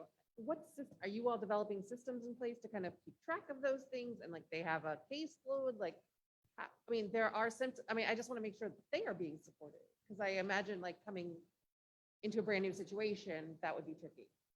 Sure. Thanks Sorry. you for, no, that's okay. Thanks for asking that question. So we do have a system. We're working on continuing to refine that system. I will say that I think every mental health professional, and that's a general statement, but we are used to being asked to do lots of things and adapt to what the needs are. My glasses keep fogging, sorry. So I think our principals, all of them, even the ones not here, because we have new positions and we have lots of needs, we adapt to what is in front of us and what we get asked to do. And the principals have been really awesome at working with us to figure out what systems we need in place. We're working through the Virginia tiered systems, which we have. So these positions are really there to serve our highest needs kids, be supportive in tier 1, meaning available for consultation, expand capacity. How do we help our teachers? How do we help meet those needs in tier 2? So do some groups and then really meet that need in tier 3. Also for crisis intervention. So I'm sort of covering this practice piece, right? But it also means that if we come in and we have a plan for the day and it goes off the rails because something else presents itself, that's what we're here for. And that is really the beauty of having these positions, because that is what school mental health professionals are trained to do. And I think that's one of the things that I have consistently heard from our principals, is that instead of one of our students just totally losing the day, the training and the flexibility of the staff that we have really help kids, and our staff help everybody get back on track and be able to have the rest of their day, whatever that might look like. But yes, they have caseloads, kids are referred in a more systematic way, and then there's just the ability to be flexible to do what we need to do, if that makes sense. So I answered talked a little bit about this slide in answering your question. We do want to be using data, though, to talk about how we're getting kids, how we're serving kids. And we are using things like nurse visits, things like absenteeism or how often kids are coming to school, things like Rethink Ed assessments, which Patrick's going to talk about later. So we want to use multiple points of data when we talk about who are the kids who are most in need. And then we're looking at using evidence-based practices, which we have a lot of, and Summer listed a few off when she talked about what's going on in the elementary schools. And we want those evidence-based practices to match the assessed lagging skill or need that our students have. And I listed some of the current needs, which you can all look at. But our school mental health professionals are also doing a variety of other activities to help build and meet the needs of our students and families. Things like home visits, repairing relationships, talking to caretakers about what is it that you're seeing and what works for your student, right? That's a super easy question that we often miss, but knowing that the caretaker is the expert on their child and that they know their child best goes a long way. And I just keep talking to our staff about relationship is an evidence-based practice and we should use it. And that's where we should start. And so those are why we're really busy because often relationship is where things break down and it's where we have to start when we're working with kids and families. And then talking about positive school culture, our school mental health professionals are helping with proactive circles, so helping create community in classrooms. They might be doing restorative circles. So if there is an individual issue between two students or something happens between a staff member and a student, working to repair that relationship so things can continue on in a positive way. And sorry, I'm struggling to flip my page. And then individual positive behavior support. So if we need to help a student work on a very specific skill, that might be also something that school mental health professionals are working on. I'm going to keep following. I remember again, the transition from Walker to Buford being so significant. I wonder if there is any talk of keeping the professional with this cohort at all. But that might be for a future discussion, but I just want to put that out there as a concern. We have not talked about that. Only there, we do talk about how to make that transition and people who are serving students have consultation with the grades that are coming up, but certainly we could talk about whether or not that would, I'm imagining, I don't want to turn around that principals behind would correct. But it doesn't mean we can't have that conversation. So one of the ways that we want to really think about how to use data, and I will tell you, sometimes in the mental health or mental wellness world, people really, they hear data and they think, that's not in my wheelhouse, right? But we want to be informed and use data to make solid decisions about who we're serving and how we're serving them. And so Rethink Ed is one of the social emotional curriculum platforms that we use, and we're using that in our tier 1 in many of our schools. And so they have a student self-assessment. And so often we will have teacher feedback or we will have student feedback, but this is a normed student self-assessment.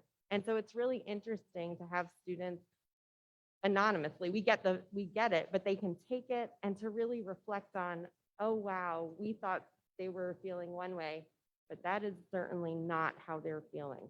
And so you'll see in the next slide, there's an image from Buford, but Walker did it, CHS did it. It only starts in 3rd grade. So some of our elementaries chose to do it. They have some other data they can use, but we use that to triangulate with parent information from teachers. So then we can form groups and we can make good decisions about who we're going to serve and what that will look like. CHS is gearing up to start some tier 2 or small groups. I mentioned one about Afghan support group, but things like a self-esteem confidence group, a stress management anxiety reduction group, a grief and loss group. Those are some examples that CHS is starting. I believe next week they are starting. So, and then, like I said, the 6 elementary schools, they use something called the DESA, that's a teacher rating scale. It's an 8-question mini assessment. And again, that is it's a strengths-based assessment. Thank you. That was important to share. It's a strengths-based assessment. And so again, we use that the same way we use the Rethink Ed assessment. So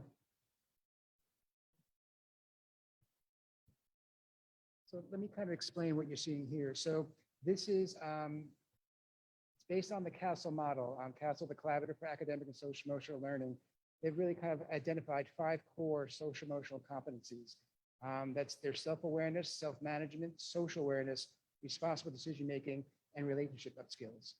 And so what with this particular assessment, and again, it's a strength-based assessment. And so the questions that the students see are, if they're basic descriptions of the strengths. I'm able to identify or when a friend's having a problem. I'm able to manage my emotions when I'm placed in a difficult situation. And then they kind of rate themselves on a Likert scale. And so when we have scores for each of those 5 competencies, and we also have our overall score. So what you're seeing here is a kind of a snapshot of the 7th grade. And it says spring there and fall. We didn't, just because of all the transitions we had last spring, we didn't do a spring assessment, but we did do the fall assessment. And you can see, I mean, it's kind of based on a bell curve model, and our bell curve is a little shifted, which is kind of a data point that, again, it's a single data point, but it's also a critical data point, because I think one of our intentions with social emotional learning instruction is to give our students voice and agency. And especially as they get older, but even the young students as well, it's really important that we hear how they feel they're doing, not what we think they're doing, of how they're doing, which is kind of traditionally our old model. So this is why this, in combination with parent feedback, teacher observation, like Jody said, nurses visits, attendance data, all those things. But this critical element tells us that our students feel like they're really struggling right now. And so, and this is with some of these supports we put in place. Like some of our colleagues have said, I kind of shudder to think what would be happening if we didn't have these supports in place. Yes, Sharon. Sorry, I'm having some trouble understanding this graph. Yeah. So could you just kind of walk Sure. us through it a little bit? What So- these bars mean? Yeah, and so basically, they're on the Likert scale, kind of rated very low, low, typical, and then strong and very strong. And so what we found is that I think 50% of our students, I mean, some of our grades, this was true at Walker last year, and it's still a high number of this year, that rate themselves either very low or low on these student strengths that I gave you some examples of there. And so basically, they're just asked to rate themselves. There was about, I think, a total of 43 different strengths that they rate themselves, that what they felt their competency was in that, like how strong they felt they had that skill. So these are all of the questions together. Okay, thank you. You're welcome. Next slide, please.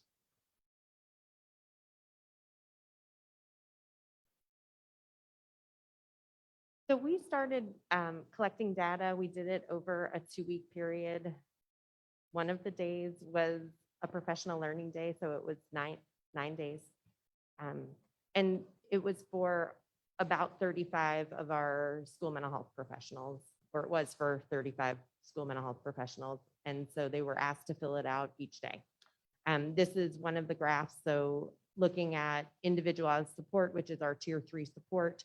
And so it averages out to about each day, there were 2.5 individual sessions per school mental health professional. And that would include something like a counseling session or an individual support session, or working on a very specialized skill that had been identified that the school mental health professional was working on with a student. Just reminding people, somebody could have been out one of those 9 days, thinking about all the other things that people are asked to do, or if there was a crisis. And I will share with you, over those 9 days, there were multiple crises that happened across 10 buildings. So lots of things come up. Everybody has a really good plan for their day. I assure you that oftentimes nobody's day goes in the school mental health professional world as they plan. And so our plan moving forward is to continue to collect data. Dr. Gurley gave us some great ideas about how to shift that a little bit. So we are working on how to do that, and we'll be collecting data ongoing. So we have more and better looking data.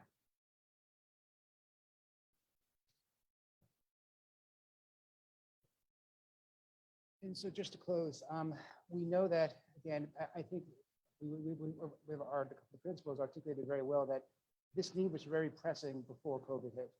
But now with learning loss and the need to kind of recover, and the impact that COVID has had on our families, that the mental health needs are only going to increase from this point forward. Especially given the fact that so many of our community mental health resources are tapped out, that folks are on long waiting lists. So to the extent that we can kind of proactively meet their needs in a safe setting with trusted adults, just will give us a much more idea of a sustainable positive school culture going forward. And so with that, we welcome any other questions or comments. Thank you. Excuse me. Thank you, everybody. We'll start with Dr. Kraft. Thanks to all of you. This is, of course, very close to my heart. and really important to me. And it seems like, again, we've just risen to meet the needs that are out there for the students and their families. So I had just a few questions. One is, would you say we have the right amount of support now? Or would you say we still need more, or maybe we need less? What would you say? Where are we?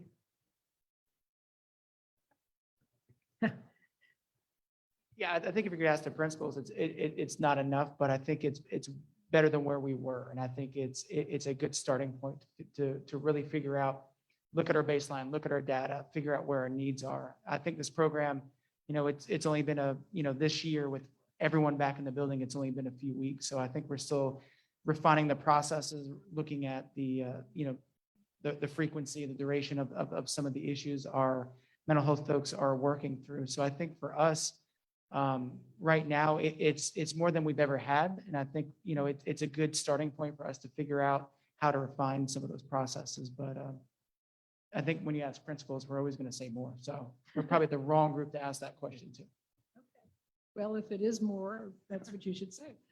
I think from a numerical response, so Walker has 650 students. Historically, it has 2 school counselors. Each school counselor has a caseload of approximately 325 students.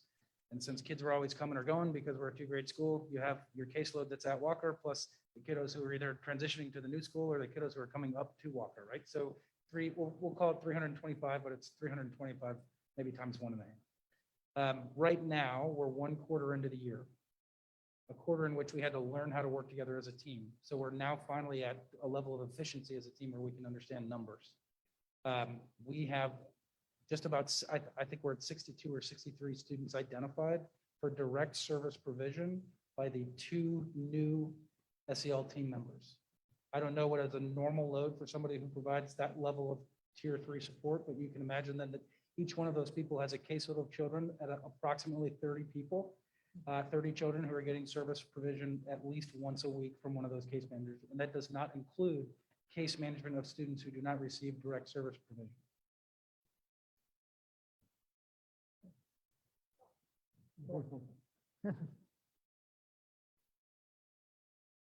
Yeah, I would just like to concur. I think we can always use more support. When you think about, approximately 5% of our school population requiring tier 3 supports.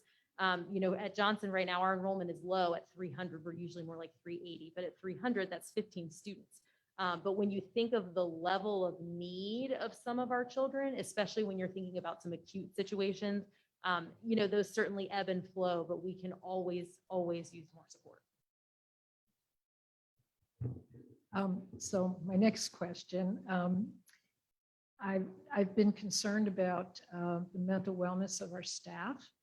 And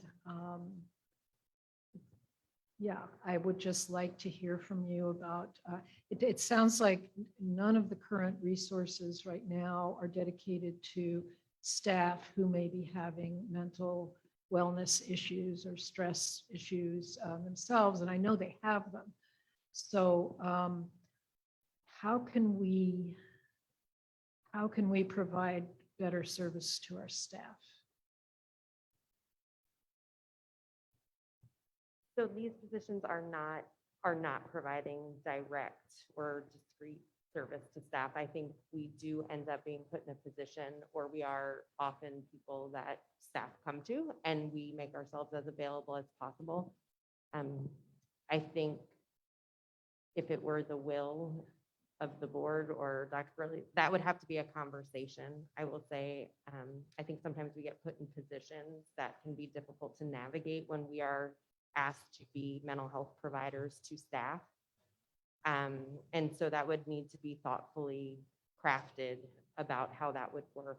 I think we provide a lot of support naturally to staff around mental health and then try to help get them the resources or support they need while not being direct mental health providers to them, to maintain boundaries and to maintain appropriate collegial relationships, if that makes sense. You're talking about like yourself or, but what about any of these positions, any of these social work positions who are counseling?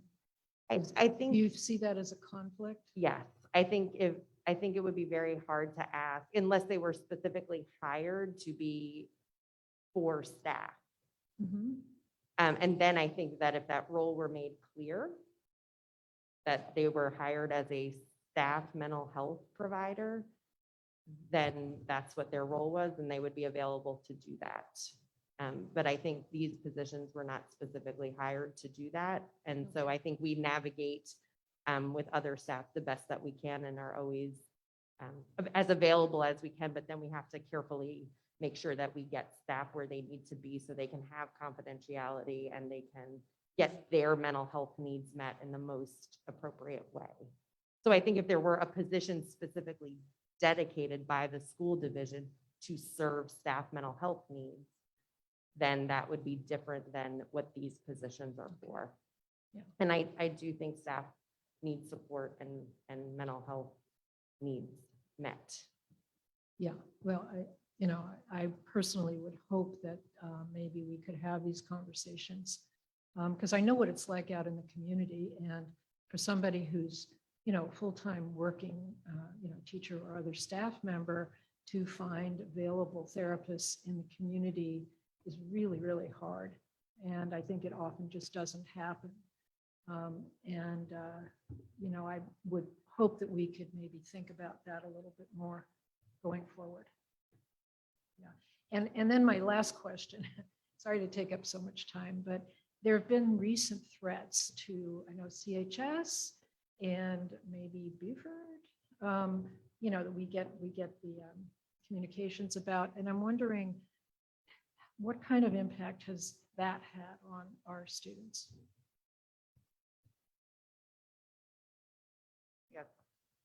The threats, and this is a nationwide phenomenon, and we're dealing with our colleagues over in Albemarle as well. And I think there are dramatic effects on our students, especially our Charlottesville students. We've had trauma here in our own, neighborhoods. And I think, and we had subsequent threats, if you all remember, right after the terrorist attack. So I think for us, it's triggering for a lot of our students. It does create a wave of anxiety among the staff and students alike. But again, with our school counselors, with our school mental health providers, as a team, we're more prepared to be available for students in those situations. We're able to check on some of the students that we know may be triggered by those events. And we're also there's more support visible during lunch, during the transitions, just to identify students that may be in crisis, to deal with those. And again, a lot of these, unfortunately, they're out of our hands. It's something that we can't control, but what we can control is the climate in the building and the supports in the building for our students. But they've had major impacts just on the psyche and the overall climate for those school days. Thank you all. You're a wonderful team. Really appreciate what you're doing.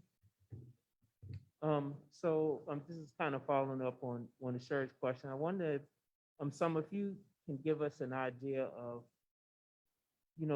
how I'm thinking of if someone's in the 4th or 5th grade, starting in 2017, what happened then, and if that child is still kind of dealing with that, and then from 2017, 2018, we've had several of these type of threats where sometimes we've had to actually stay home from school, and then we've had the COVID shutdown. And it seemed like we haven't been able to really kind of get a full year without a big pickup. And I'm wondering, because I think older kids, and I know each kid is different, they may be able to deal with it a little bit differently. I'm wondering how a young child is dealing with this now. Have you seen difference over the last 4 or 5, particularly in this district? I don't know who may be the best one. I got elected to answer this question. So that's a hard question to answer, Mr. Wade. And I think to your point, every child is different. So I think some of it's depending on their age, some of it's depending on their experience. And I think what we are trying to do, and we may not always do it well, but we are really trying, is to just meet kids and families where they are and asking what their experience was and how it has impacted them, and then trying to assess how we can best meet their need. And certainly going back to 2017 and looking at closing for COVID, and we know the social isolation was, it impacted our kids and families greatly, and for some in a much larger way than others, but just directly addressing whatever the impact was and being thoughtful about it. And sometimes we can meet those needs at school, whether it's with a connection or reconnecting with a teacher or staff member that they had a really good connection with. Sometimes it's having them work with one of our school mental health professionals, and sometimes it's really working with that kid and family to connect them with outside resources to make sure that we are adequately meeting whatever that need that we have worked with the family to identify what it is.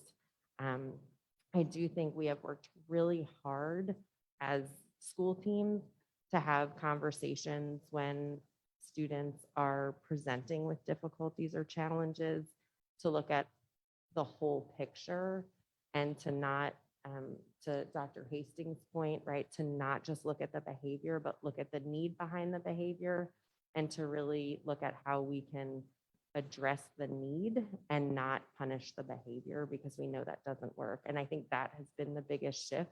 And this year in particular, when Dr. Kraft asked, do we need more school mental health professionals? My answer is always going to be yes, because I think that's where we can make the biggest impact. I also had a moment of, oh, I'm not sure how many more school mental health professionals I can support. I love them all. They're working so hard. None of them have a moment to breathe all day. But I do think that's where we are making a huge impact. And that is where we do the work. And that is where we see equitable work happening. So I'm not sure I answered your question very well, but I think that's how we are seeing it and doing it. Thank you all so much for your work. Good job. Yeah, I just wanted to say that from my perspective as a parent, like the way that Dr. Hastings and Dr. I have been working with the school staff and the mental wellness of our students has been extraordinary. So I appreciate it, what y'all have been doing. And that's just my personal experience. Dr. Kirshner has been doing an amazing job too. So I don't mean to suggest otherwise, but she's just not here. So I'm sure Ms. Thompson has been. So thank you all. I mean, because it has been challenging like every single day. So I don't know, like, I can't imagine what it would be like without having had these folks. And I just feel like it is incredibly forward thinking, even though it's something that we've long needed, that we have made this investment as a community in the wellness, mental health wellness of our students. And I think as, when we're sitting here with a future city councilor and just knowing how challenging funding is going to be this year, we have to continue to make this case over and over and over again. And I am always trying to make the case about having more adults in the building, but it's so helpful to have adults who are well-trained and who can build capacity amongst our staff, because that just trickles into everything. We are at a parent-teacher conference the other day, and the teacher was like, yeah, we just have a really challenging class. And, I don't know that, because my student has not reported back to me, and that is not what she is seeing or getting from the class. And I just think that's an extraordinary thing, that my child is not reporting back to me that the teacher acknowledges. And so I just think that the teacher, as the grown-up and the leader in the room, is really able to focus her students well. And I think that's showing how this investment has made a difference. So I thank you. And I appreciate you guys always coming to the board and answering really tough questions, and very late at night. And feels much later than it is, but thank you. And I know that I look forward to continuing to defend and honor this program as we move into the budget season.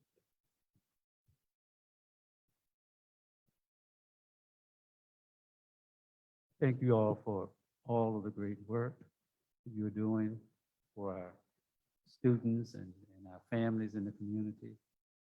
Coming from the perspective of being a counselor, not former, I'm still licensed. Just throwing that plug in. If, like Dr. I said, this is just a start. So I do concur with Jennifer. We need to continue to advocate for more of this. I can hear it in your voices. It's working. I can remember working as a counselor. We didn't have that additional resource that we could bounce off. So I'm sure our school counselors are happy as larks that they're able to work in concert with our mental health specialists to ensure that students are able to have successful days at school and families as well. Dr. I, you mentioned that you were going to be starting groups. How many? Right now, looking at our data, we're looking between 5 and 6 groups starting next week. And, and that's only going to grow as the need and as students are identified or ask for groups. So, and that's a combination of our school counselors and our mental health team. So, and while I'm up here, Ross Moore is here, and she is one of our mental health folks, and I didn't want to embarrass her, but she is here. So I did want to, she's the only one sitting in the rows, so I just want to acknowledge her too. But no, we're excited to get those groups off the ground. And like I said, you've walked in the counselor hallway. They have over 350 students on their caseloads, helping them get to college, helping them work through things. And it's great to have a team that they can come together, meet once a week, figure out where that need is, identify, what groups need to happen, or even those one-to-one clinical sessions. And that's what's keeping kids in the classroom, in school, and on the right path. So we're excited. Yeah, that's great news. I would love to have been able to run a group when I was here. I love group work. Are we also having those groups in the elementary and middle schools? That's great news. I'm very happy to hear that, and the board is as well. Thank you all for the great work. Ms. Prayer?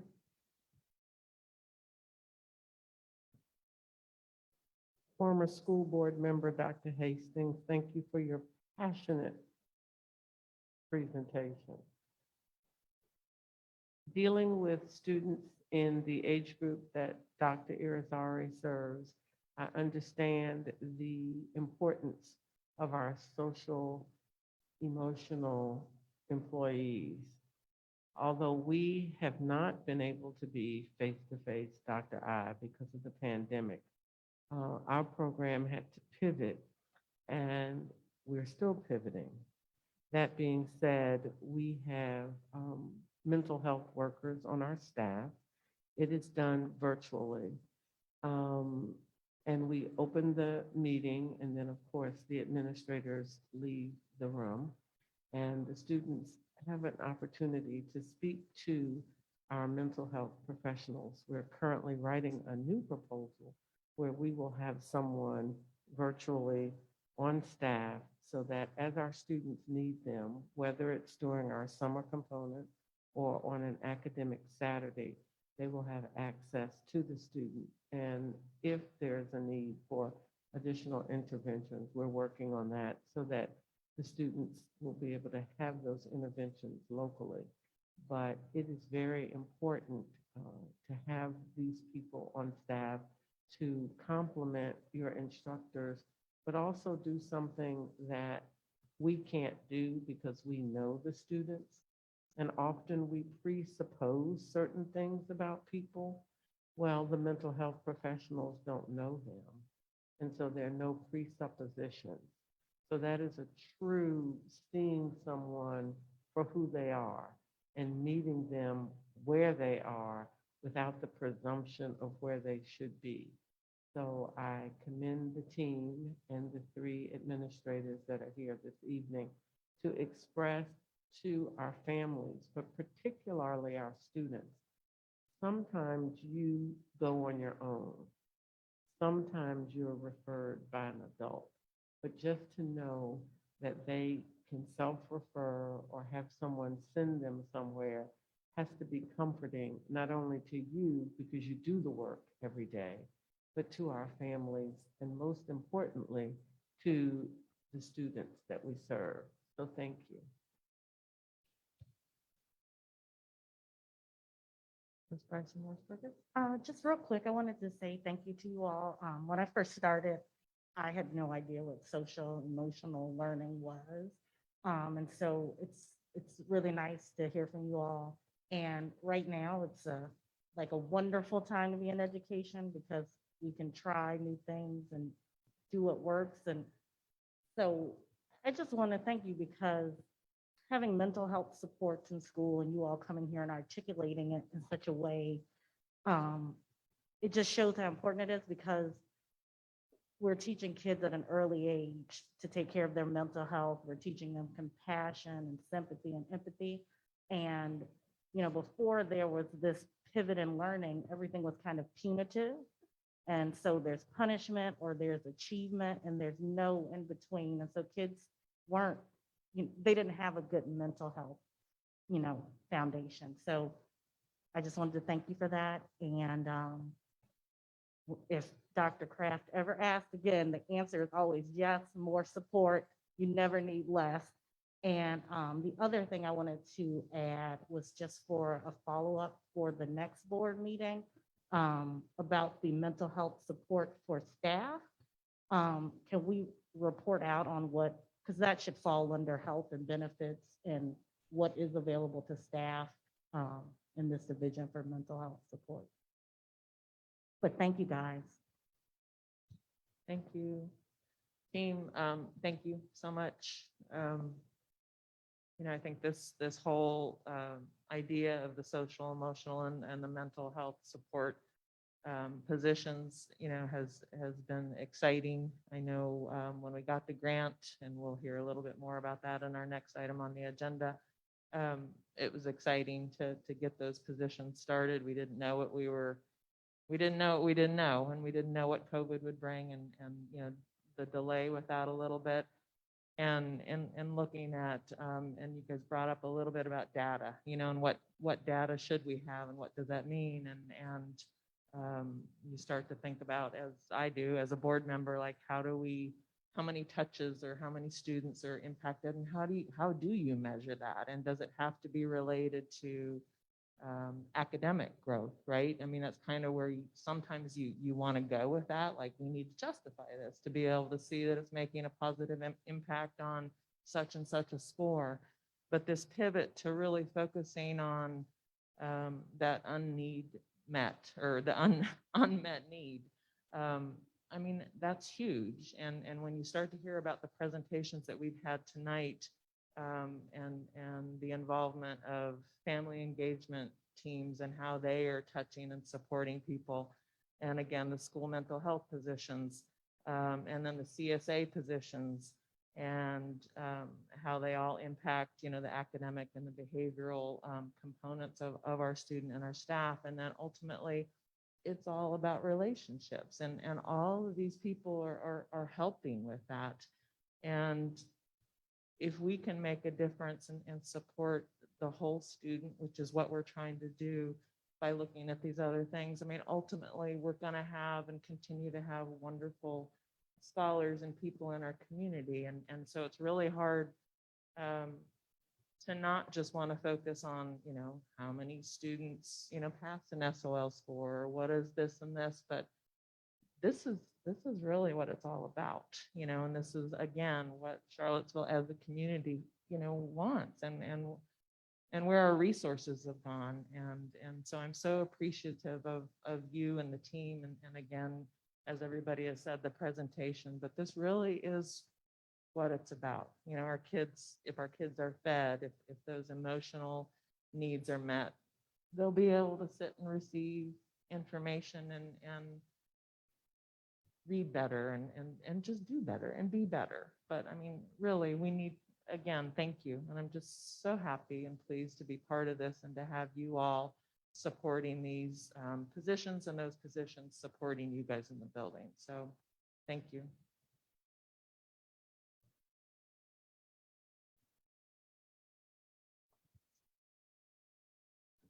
Okay. The next item we're going to talk about is 9.4, and that's our general fund transfer.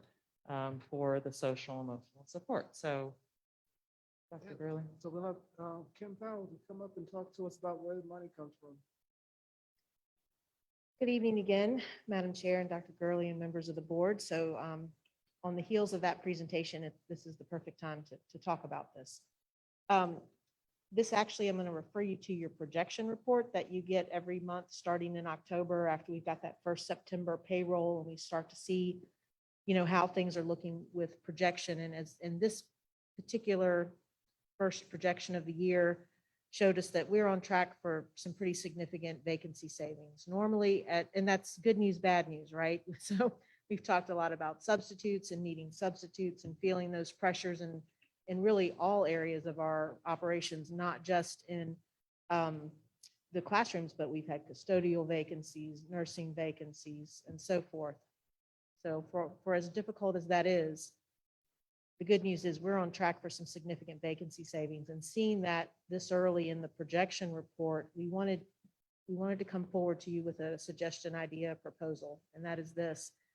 We believe that we could see up to about $500,000 of vacancy savings that would be available when we're facing year end. And it would be helpful to us as a finance team to know now sooner than later. Certainly, this isn't a decision that has to be made tonight, but we wanted to go ahead and make a recommendation that in light of what we're hearing about all the value of these positions, knowing that between the private grant funding and the ARPA money, these aren't at this point positions that are in the budget with recurring allocations.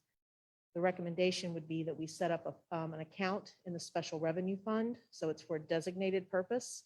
And as we approach year end and we see these vacancy savings materialize, we would like to go ahead and see if the board would like for the savings to go into that account so to help sustain these positions, as so that we have more of a definitive way in the near future to sustain these positions. And perhaps that can also buy time for local appropriations to catch up and help sustain positions longer term if it's the will of the board.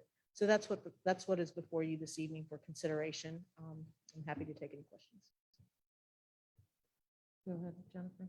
Dr. Gurley, I was just wondering if this is obviously this is your recommendation along with the finance department. And I just wonder how this fits into your vision of budgeting.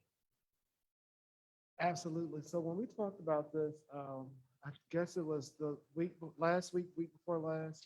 So when we first started talking about this, and we know that the positions currently are tied to grant funds. So there was I guess there's an anonymous, 5 of the positions are from an anonymous donor. And then the other, so there's a total of 11 and a half. I've been doing the math lately. So five of them are tied to an anonymous donor, and 6.5 of them are tied to ARPA funds. ESSER ARPA. Yes. So we know that these aren't things that are long-term. So as I've been meeting with the principals, and so, of course, with my culture of care and making sure that our children are, the well-being of our children are met, we have to figure out a way that we can sustain this. And so we know part of it is in our conversation that some of these positions right now, the funds within come February. So we can't even get to the end of the school year. So knowing that we do have this savings, that was my first thought, what can we do to ensure, one, we can get to the end of this school year, but also build something that can go into next school year. Because what I would hate to see is, I know our principals are wedded to it, the building are wedded to it, our children are wedded to these positions, and they need these things. And so until we can figure out how and we've been having a conversation with the city about making sure that we can collaborate and put the things in place to ensure the success of our students. This would be one of the immediate things that we could do, knowing that we have the savings. So most certainly, in terms of, so as we go to build a budget, of course, the first priority is for me is making sure that we compensate our employees. And so there are going to be some competing priorities: the compensation of employees, the reconfiguration of schools. And so anytime that we can anytime that we can find cost savings to support our needs, for me, it's a win. And then we just got to figure out over time, the recommendation could be to start slowly move these into our local budget. But we know that we can't move 11.5 of them in the budget at one time. And so a gradual shift most certainly is a part of my vision for our budget. But most certainly this could be a quick win for us in terms of, and it's one of those good, bad things, right? We want our positions filled, but they're not. So moving the funds to support our SEL, it's for me, it's like a no-brainer. Dr. Gurley, I have a question. Thank you for explaining. With the savings, I've got that and how you are envisioning doing that. Are there any monies that we have received? Because there's a second level of funding that we will be allowed to utilize through September of 2022. Would we be able to utilize any of that money to help us now to get through February? I mean, beyond February to the end of this year, or no? Well, I think most certainly we could. I think we've been trying to prioritize.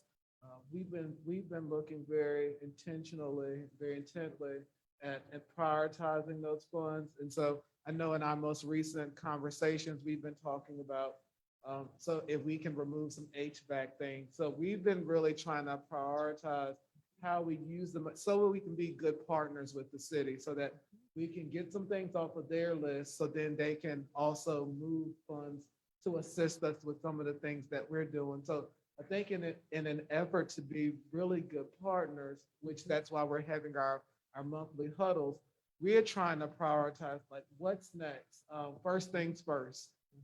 And so with those additional funds, yes, we most certainly could do that.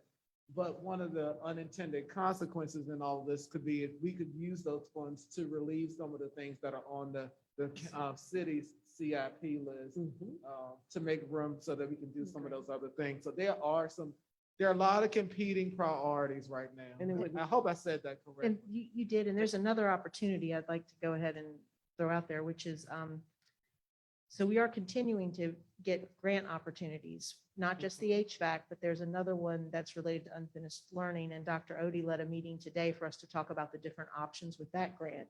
And thankfully, one of the things that is in the criteria for these grants continues to be mental wellness supports. So we were discussing today the strategy for this next round of applications, and we have no idea how much funding we'll receive. So we can't pitch our tent there with any certainty. But if we're successful with those grants, they all have timelines that expire and so forth. If we're able to put aside some money now that is from local appropriation because of our vacancy savings, again, that's a good news, bad news thing. But it just helps us to be strategic and collaborative with the city in continuing to meet this need that our colleagues talked about with such great passion and clarity of purpose. We saw the opportunity, discussed it. Dr. Gurley immediately thought of this. And so we just wanted to bring it forward because we're not going to make a move like this, obviously, with setting up something in the special revenue fund and thinking about doing a transfer like this. It needs to come before you. And it's helpful for us to know if we're on the same page with that thinking as we look. I know at the end of the year is not here yet, but it'll be here before we know it. Well, I just think anything that we can do to assist the city is a good thing because we're asking them to do a heavy lift for reconfiguration, just like we did this year, Dr. Gurley. We made the hold harmless recommendation, and because of some funds that we had, we were able to do what we needed to do for this particular academic year. So having the foresight to do that, I just think is commendable. Thank you. I'd like to move that I would like to make the motion that we support this change in the general fund transfer. I'd like to second that. Okay, any other? I want to give everybody else opportunity if anybody has comments or questions. LaShundra, do you? Okay, Mr. Bryant? Mr. Wade? I think, I don't know that I have a question, but I mean, are we, so this amount will support all of the positions we currently have through the academic year? Oh, certainly. So really what we're looking at, and you should understand this, when we give you the projection, we've already baked in the payroll for the position. So even though the grant runs out around February, March, we already know that we have, based on the projection report you have in your hand, we know we've got these positions covered from other vacancy savings to the end of this year.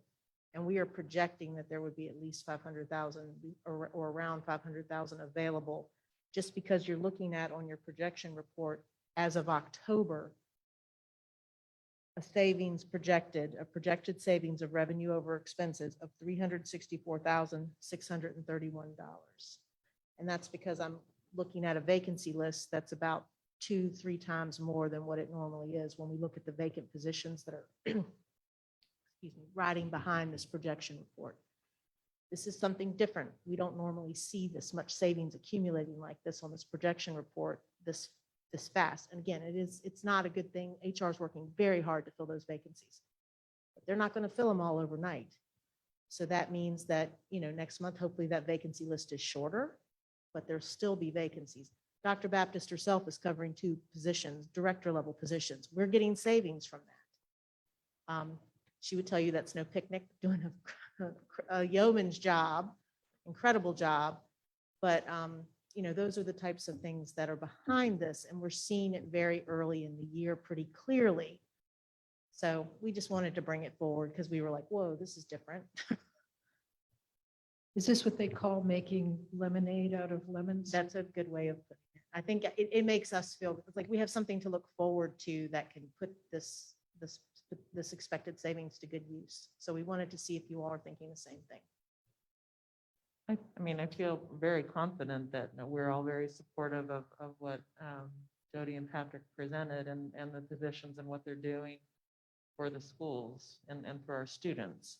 I think we all knew, and we've already talked a little bit about, the concern as far as how these One-time money. positions were funded. And so I appreciate you presenting this, and I just want everybody, to know that we are aware of that, and we really, as a team, will look at that as we continue through the budget season. So I appreciate that you were able to look at this and have this as an opportunity to continue that. And I would expect that if there are changes, if all of a sudden we had a bunch of people come in and get hired, or if there was a change, that you would be updating us. And I'm sure we will hear more as we get closer to our ongoing budget. You would see it on your projection Right. report each month too, on that blue box that's Mhm. near the bottom there. So I Okay. have one question before we take the vote, if Yes, I ma'am. may. What would be the implications of hiring people as it relates to the vacancies? Understanding that we would be using some of that money to extend Good question. people. Well, the savings that's here doesn't go away. That's what's already accumulated. So what Okay. happens is you don't dip into that savings this is just the fact that X number of payrolls have passed us by already, and we had all these vacancies. And that's after covering the fact that the grant runs out around February, March timeframe. That's already baked in. So it's all of those things that come together that made Finance Director Renee Hoover, she first brought this to me. She was like, Kim, this is a very different looking projection than what we normally see this time of year. And so those savings that we have currently accrued will cover us through the end of the academic year from February to June is what you're Correct. saying? That's already, because the way this thing works under the hood is it's looking at every position that was in payroll, and all those positions were there through the end of September. And that's why you don't get this report for the first time until the end of October, because we like to digest that first real payroll with all the 10-month contract people. We have to snapshot that actual payroll against the budget, and then we can start projecting from there. Any other questions? All right, okay. We had a motion and a second. All in favor? Aye. And Mr. Wade is an aye over there. All right, thank you. Board, hold on, if you don't mind, I was looking at this and was wondering if we could actually move the literacy update, which is 9.8. And that's Dr. Odie and I believe Steph Tatel here to present. If we could move that up to now instead of making her wait. Would that be agreeable with everybody? Dr. Gurley? All right, thank you. All right, Madam Chair, members of the board, Dr. Gurley, good evening once again. Tonight I do have here Steph Tatel, our literacy coordinator, to share with you a literacy update. Ms. Tatel.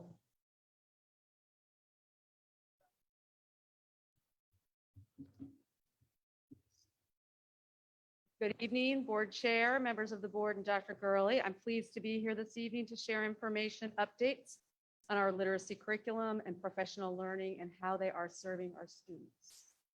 I'm going to ground this presentation in our literacy mission statement. This is equity work. And when we teach children how to read, then they can access all grade level content and they get to decide how they want to use their literacy skills within and beyond school. Go to the next one. I'm going to start by addressing the key question that you asked me to present on, which is what has been the impact of COVID on our beginning readers. PALS is the assessment that we use currently to screen students in grades pre-K through 3 for foundational literacy skills and to identify who may be at risk. So this graph shows the percentage of students ID'd this fall with PALS. The blue is Charlottesville and the red is Virginia. We want that number to be small because ID'd means that the student is at risk for not meeting end of year literacy skill benchmarks. So our numbers this year are about 10% higher than they usually are. And as you can see, we are not alone across the state. And we're actually below the state average in most of our grades. Second and third grade cohorts across the nation really were particularly affected by the closure because they were virtual for most of that really formative time in first and second grade when we're learning to read and write. And despite Herculean work of our teachers and principals, the virtual platform is really woefully insufficient for teaching early reading. So it's important to know, I really want you all to understand that while this is a reflection of interrupted schooling and a year of virtual learning, we are not back to normal yet. Kids are still experiencing impact because of student and staff absences, because of losses to instructional time as a result of transportation barriers and COVID mitigation procedures.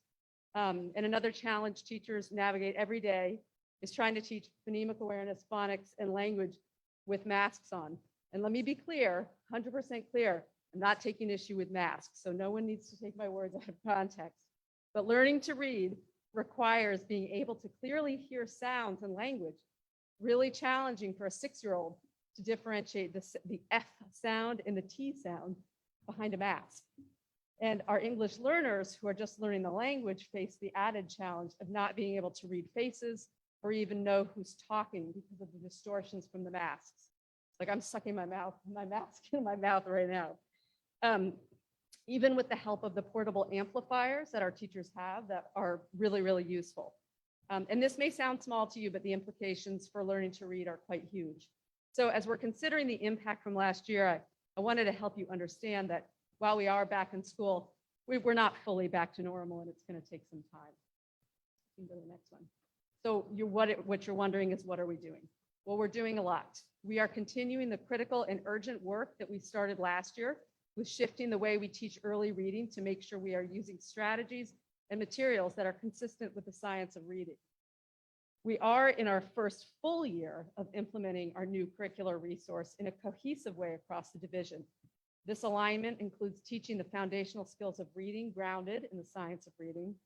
Our resource gives every student access to high quality grade level text across genres and includes a lot of decodable text where young readers can practice their developing decoding skills. We have a pacing guide that aligns writing with reading and helps us to start to connect social studies and science with English language arts and literacy. Finally, our resource contains a robust intervention resource that classroom teachers can use to provide additional support and intervention within the classroom setting. Some other things that we're doing at the elementary level, well, we're being careful not to overdo screen time. We do have Lexia in grades pre-K through 5, and now we've added Power Up in grade 6 to give students additional differentiated practice towards mastery with phonics, phonemic awareness, spelling, and vocabulary. Families can access these tools from home if they wish. We are also leveraging all of our resources, and that includes the amazing people power that we have. Our reading specialists have been integral in supporting teachers with learning these new practices by co-planning, modeling, pushing into the classroom, and analyzing data with teachers, along with also, at the same time, providing direct tiered intervention to students who need support beyond what the classroom teacher is able to provide. Our instructional coaches have also been critical in providing professional learning and coaching for teachers on implementation. It's really been a team effort. Lastly, thanks to the school board, our schools each got an infusion of new books for our book rooms this year.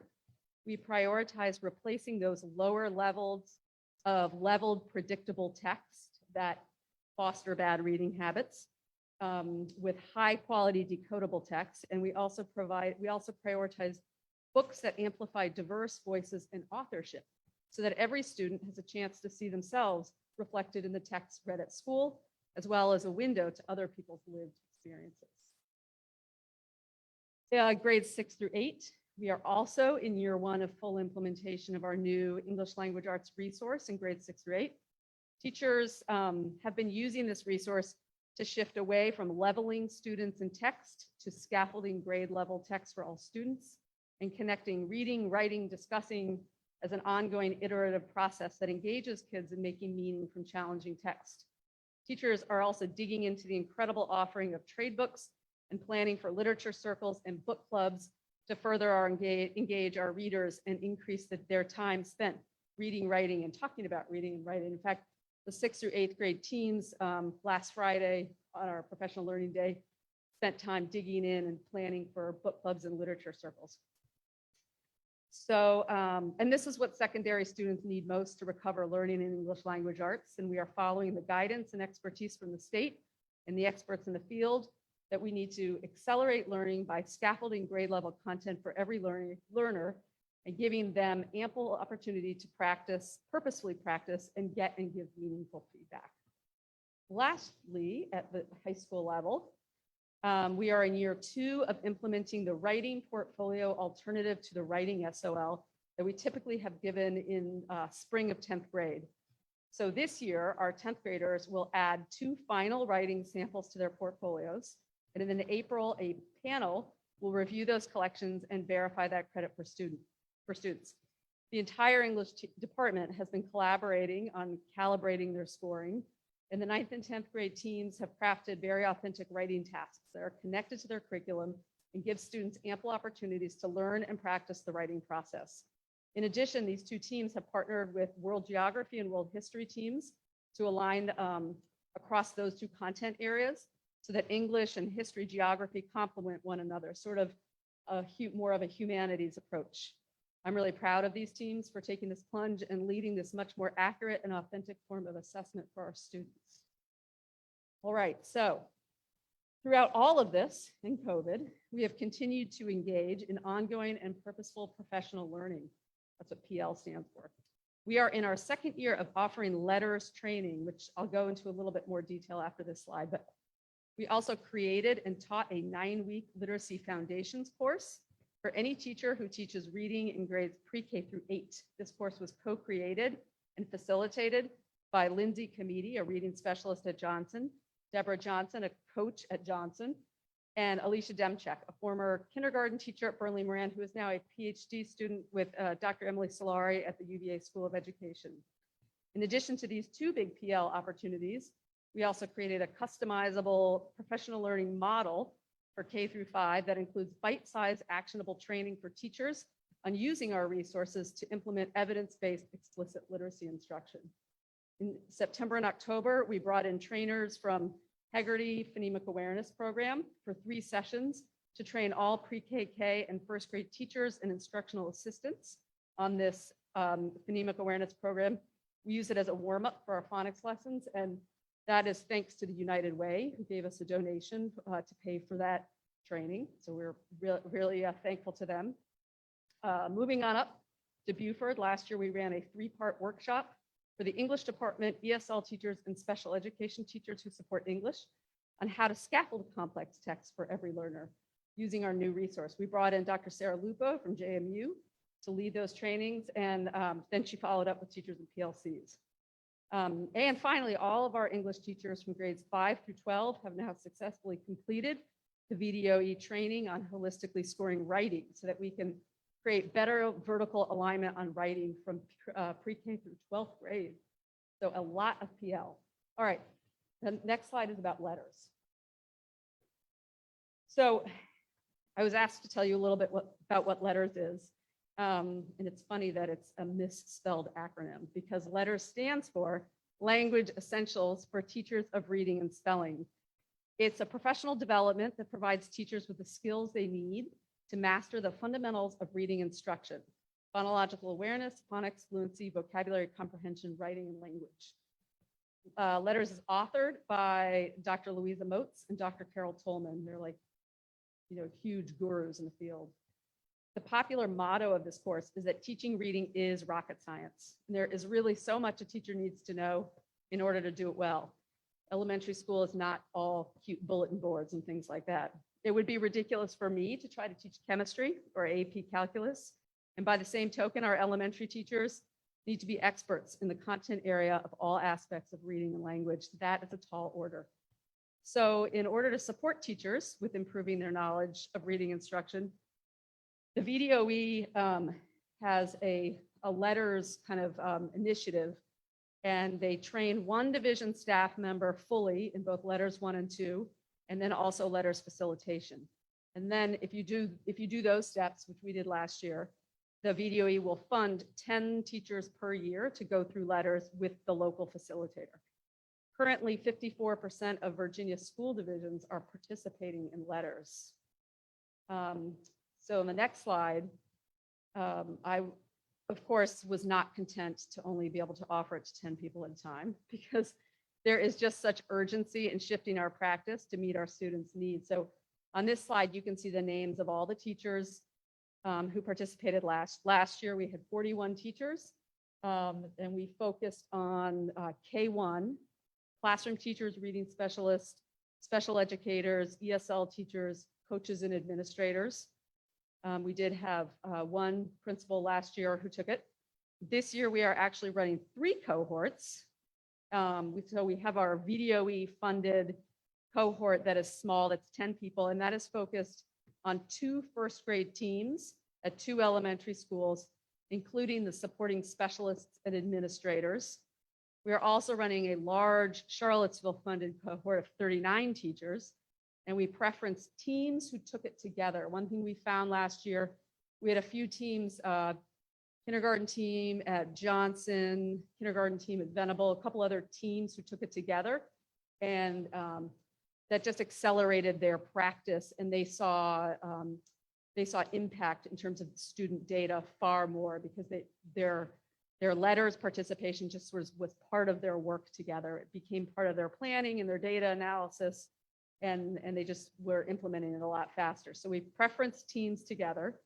And then finally, we're running a small exploratory cohort of those of us who took letters 1 last year, a small group of people who are taking letters 2, so we can determine whether we want to extend our letters participation into it's 2 volumes, so it takes 2 years.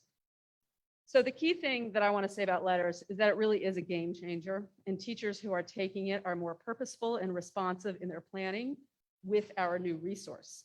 And they are seeing their students accelerate in their reading achievement so much faster than pre-letters. The other thing I want to say about letters is that while the division is generously funding the training and the trainers, much of the work is done by teachers on their own time. Many of them are taking the course together as a team, like I said, so that it's helping them be more efficient that way. But this is a huge time commitment our teachers are making to be better reading teachers, because what they want is for their students to become skilled readers, writers, and communicators. The amount of time this takes is significant, and I want to make sure that we really honor that commitment these teachers and leaders are making. So last slide, in closing, some next steps. One is to continue to expand the letters offering. We have some options. We can bring in additional trainers, or we can train up a couple other train up a couple other people in our division to be facilitators that could help to facilitate these smaller cohorts. We want to continue to refine and offer our CCS Pre-K-8 literacy course. We want to continue to build on the work to expand the capacity of our reading specialists to continue to help improve Tier 1 instruction, because that is where the biggest investment is. We want to continue to make investments in the diversity and representation of texts that our students have access to. We also are going to need to continue to look at needs for specific and targeted teacher training and coaching based on need. And that obviously includes collaboration across reading specialists, instructional coaches, and sometimes bringing in other expertise. We would like to continue to support cross-curricular planning and the teaching at the high school to support students making and applying connections across content areas. And lastly, supporting the work of the division and school-based BTSS teams to make database decisions about instruction and intervention. So it's a tall order, but thank you for giving me the opportunity to update you, and I'm happy to take any questions. Yeah, thank you. That was a lot. We can start. How about Mr. Bryant? We'll go that way, back and go this way. Indeed, it was a lot, but it was very informative. Most important thing you said, and I think I'm hoping that the public heard that as well. Despite the limitations with math and teachers trying to teach reading and enunciating words and sounds and phonics and all that good stuff. Most important thing you said tonight, that this LETR S training has or is a game changer. That not only are we improving the skills and the reading skills of our students, but also teaching them to be great writers and communicators. That goes hand in hand with reading. I see it a lot at the community college level. The kids come in and they're not great writers. They're excellent readers, but all of that and communicators. So all of that goes hand in hand. I think it's important because a lot of times we hear, oh, the children can't read, and but yet we are doing the great work in the Charlottesville City Schools in the name of equity to ensure that all of our kids will become all three of those things: great readers, writers, and communicators. Thank you all for the great work that you all are doing. Ms. Puryear? I'm focused on your second slide where you talked about literacy is a civil right that has the power to create equitable outcomes for every student. As they used to say many years ago, reading is fundamental. Reading is fun because it takes us to places we may never have been or may never get an opportunity to go. You have selected a program called Letters that is going to allow all students in Charlottesville City Schools to have that opportunity to go places where they may have been or may never get to go. And so as they become better readers, writing will happen and their expressions will improve. Often you see people write the way they speak. But if we read and we learn and we read and learn correctly, everything else falls in line. And so I am very excited about our children reading. I am excited about our children learning, but I appreciate you and your team looking at this skill from an equitable lens. Education is a right. It is not a privilege. And I believe that CCS will continue to understand that education is a right, and all of our students are privileged because of it. Bryce Morrisberger? Thank you. I was just wondering, and hopefully this question will make sense. When you were talking about the reading, the PAL scores and how they've gone down 10%, when you look at it, if I was reading below grade level and she was reading above, is it like everyone kind of, the flip affects everyone the same way? Or if I was already reading below grade level, am I more affected? Is it making sense? I'm just trying to understand if you're already struggling. Is it like we hit a pause button and everyone's kind of, we've all gone down a little, but, or is it like some people are sliding more? Some I think I students? understand your question. I think you're asking, was the slide, did everybody slide? Everybody slide at some point, and you know, we would have to go through our PALS data with a very fine tooth comb, but the answer is no.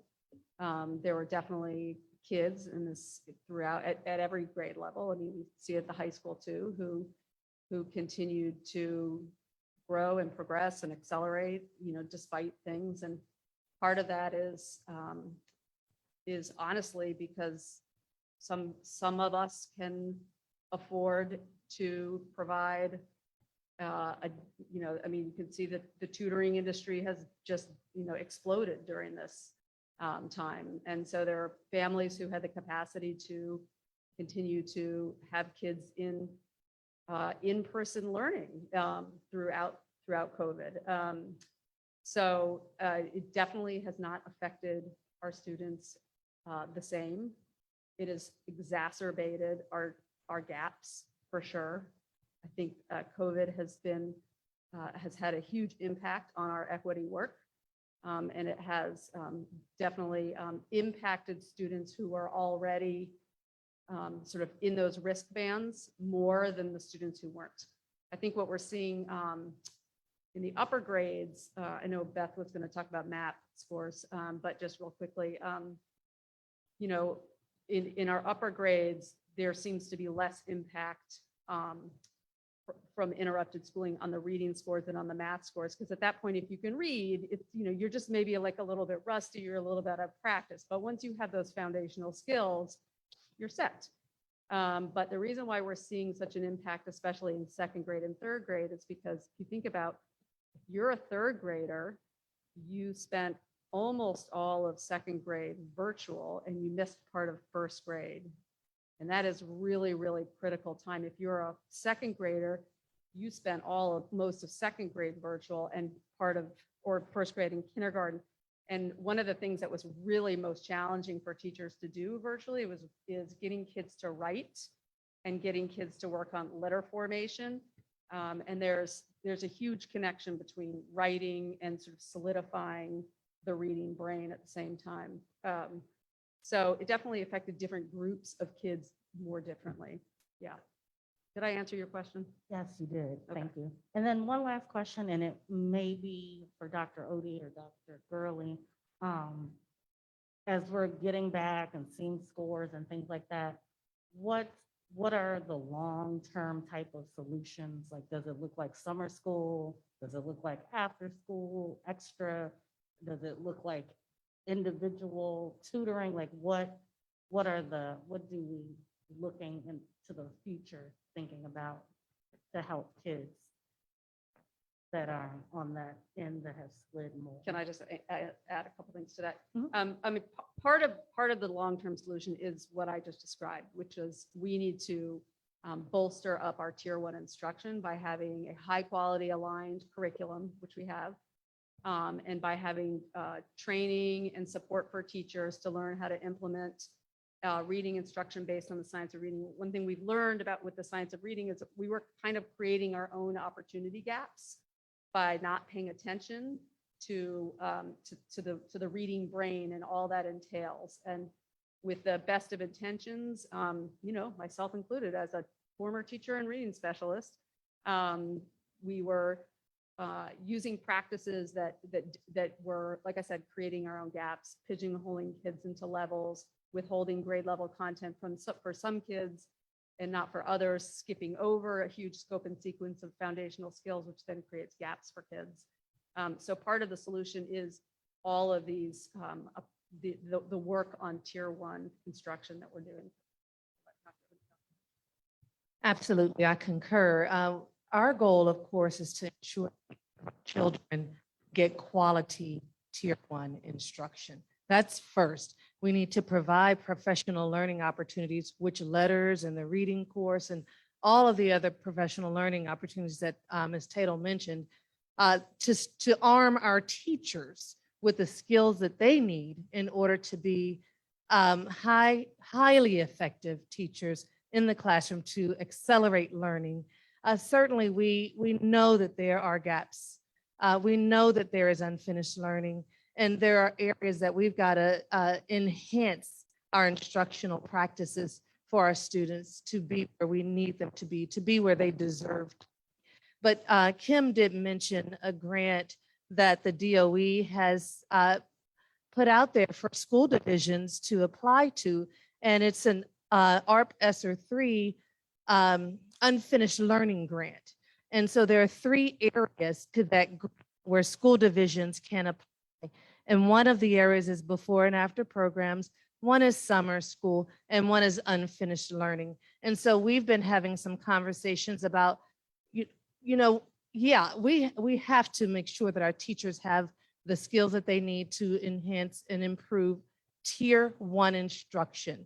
But when there is a student that continues to need remediation and intervention, what can we do to support those needs? And so we're going to be applying for that, for some areas in that grant to get some additional monies to enhance possibly some summer programs and not only remedial programs, but we're looking at enrichment opportunities because all students deserve to have some enrichment as well as remediation as well. And so looking at different ways provide better and more continual supports to our students outside of the college. And we did learn some things about after-school programs, and we want to be thoughtful about layering on additional programs that that take a lot of work, take a lot of capacity, a lot of staffing. And we have to sort of decide what is the transaction cost gonna make the difference.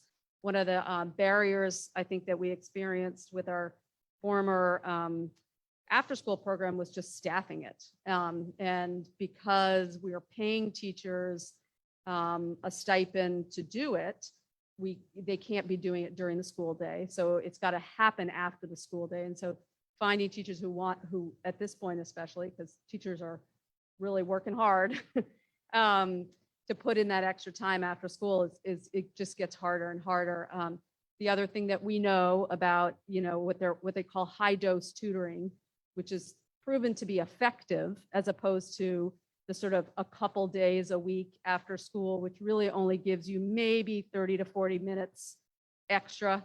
The approach of high dose tutoring is at least 4 days a week during the school day with a certified teacher, preferably the teacher who actually teaches that child, because we also know that you can't just layer on more supports without it being connected and integrated. And so we would just really want to be thoughtful about that kind of approach. I know we've had some preliminary conversations with the ed school at UVA about perhaps some tutoring that we could do with them so that we're not having to manage it and staff it as well. So that's very preliminary conversation, but something we've done in the past that might be a more feasible option. Thank you. Yeah. Mr. Keever? Mr. Wade? Dr. Kraft?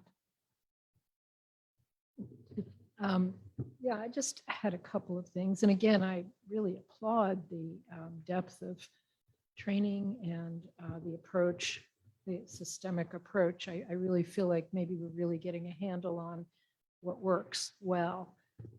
So thank you so much for that. I was just curious about, we have the gifted specialists, and I'm wondering, do they fit into this at all? Are they getting any of the letters training? Are they involved in any of this? So that's my first question.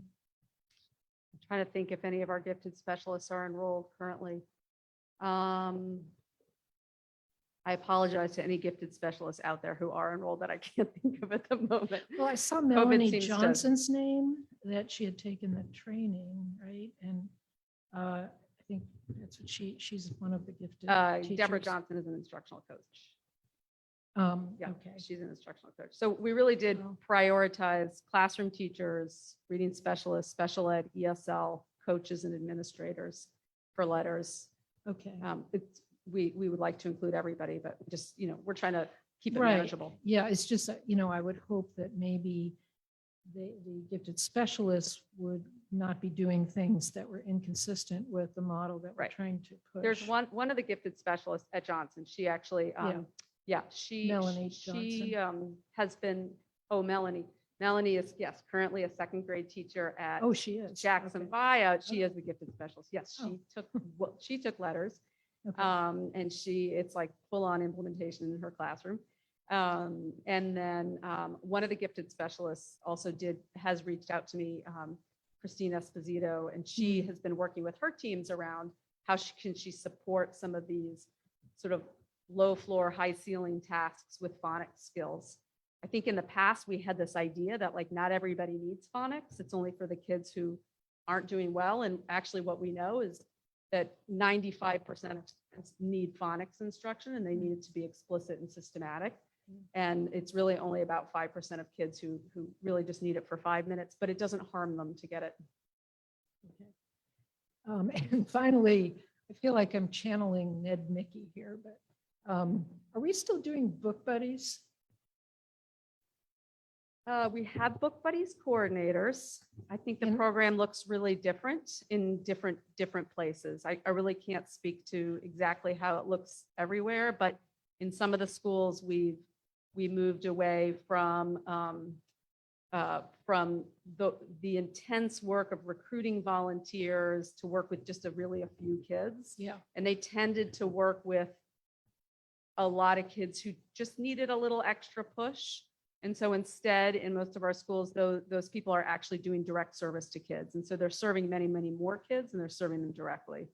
And they're working within the same model that Yes. we're using? Yes. Okay. Yep. And so it's not something extra. It's not something different. It aligns. Yep. Great. Thank you. Yeah. But that's a good question. I should look into that a little bit more at the different schools. I know what it looks like in some schools, but yeah. Thank you, Steph. Ms. Tatel, that was great.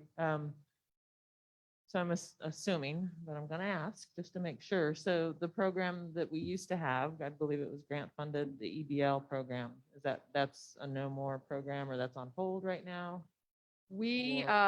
So last year, it was the last year that it was funded and we pivoted. And I recruited teachers to do one-on-one instruction through Zoom, a tutoring. So actually we did two things with the program. One was we did one-on-one tutoring through Zoom. We were not allowed to recruit anybody outside of CCS to be in a digital space with kids for safety and privacy reasons. So we recruited as many teachers as we could find to provide one-on-one, like I said, with our students. And in those cases, it was highly successful, but it was hard to recruit teachers. And it was hard for them to always find the time to work with kids. Kids have been on Zoom all day long, and then to have another Zoom session wasn't always that appealing. We also used some of the funding we worked with last year at the high school seniors who are at risk of not graduating. And so we funded mentors at the high school to work with about, oh gosh, I should have brought the numbers. Over 50 students, over 50 seniors at risk of not graduating, and 99% of them then graduated. So it was we sort of wrapped that into the grant.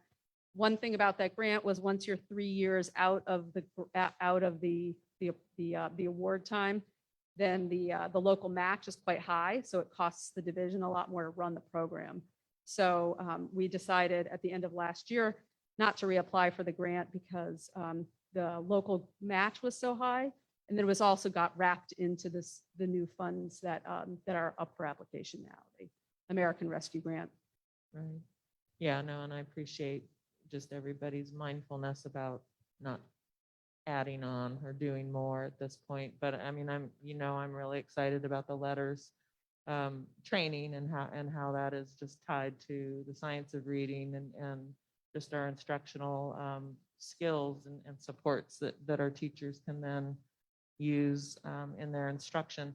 And just wondering what we can do, because I'm sure it's hard for some teachers to probably switch their practices and instructional.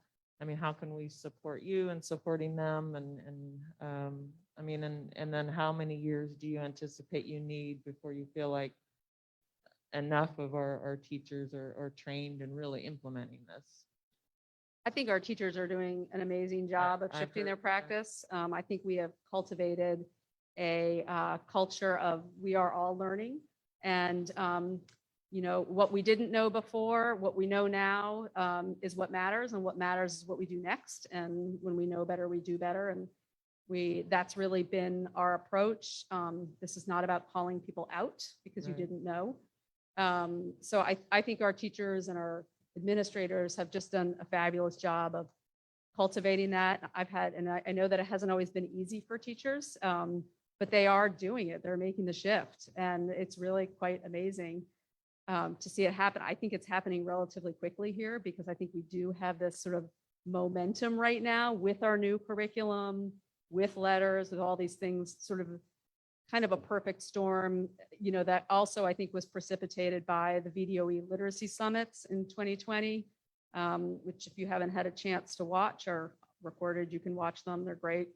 And then just, the sort of national conversations about reading across the country. I think, it will be important to continue to support the funding of letters. I do think it would be good to fund the training of a couple more facilitators locally. So one of our exemplary reading specialists went through the facilitator training that was funded by the VDOE, but they'll only fund one facilitator. And so if we could get a couple more people trained as facilitators, it just gives us more capacity to lead that in our division. Last year, we just paid letters to do the trainings, and they're great, but they're very expensive. And it's just a long time to be on Zoom. And so with the local facilitation, we can be a little bit more creative and flexible about making that learning time more purposeful and actionable for teachers. I thank you. I mean, I've heard good things from a lot of people, so I appreciate it. I mean, I also appreciate the fact that just literacy instruction has changed, throughout the years, and change is hard, but again, we can always learn and we can always do better. I appreciate your team. I appreciate and remember hearing this summer a group of people working to diversify the books and to make sure that they were reflective of everybody as far as what the kids are receiving in the schools. So, I mean, people stepping up in all kinds of ways. So thank you for your leadership and the you're welcome. team and everybody else who is doing this for our students. The books were very appreciated, especially since a lot of schools kind of just gave away a lot of books last year because teachers wanted kids to have books in their homes, and that was really important. And so it was a really important infusion of books, and we do still have in our libraries and in our book rooms some very old books that are very outdated that need a facelift. So thank you. Great. Thank Yep. you. And thank you for the update. Thanks. Okay. COVID update, Dr. Gurley. All right, thank you.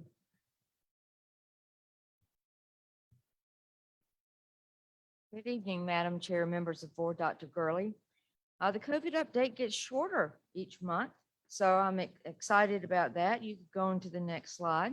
I just want to report a little bit of what's been going on since we were here last month. You can see the number of cases we had in September, a big reduction in October. As far as the city of Charlottesville, that's not CCS, that's the city of Charlottesville.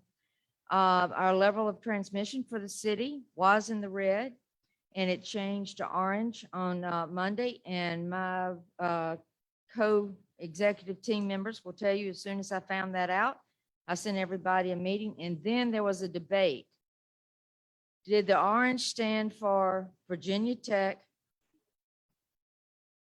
Virginia State, or UVA? Okay, folks, I've made a decision. It's Charlottesville High School. Yes. So we are down in the orange, which is substantial. That doesn't mean we're good to go yet. Means it's better than we've been.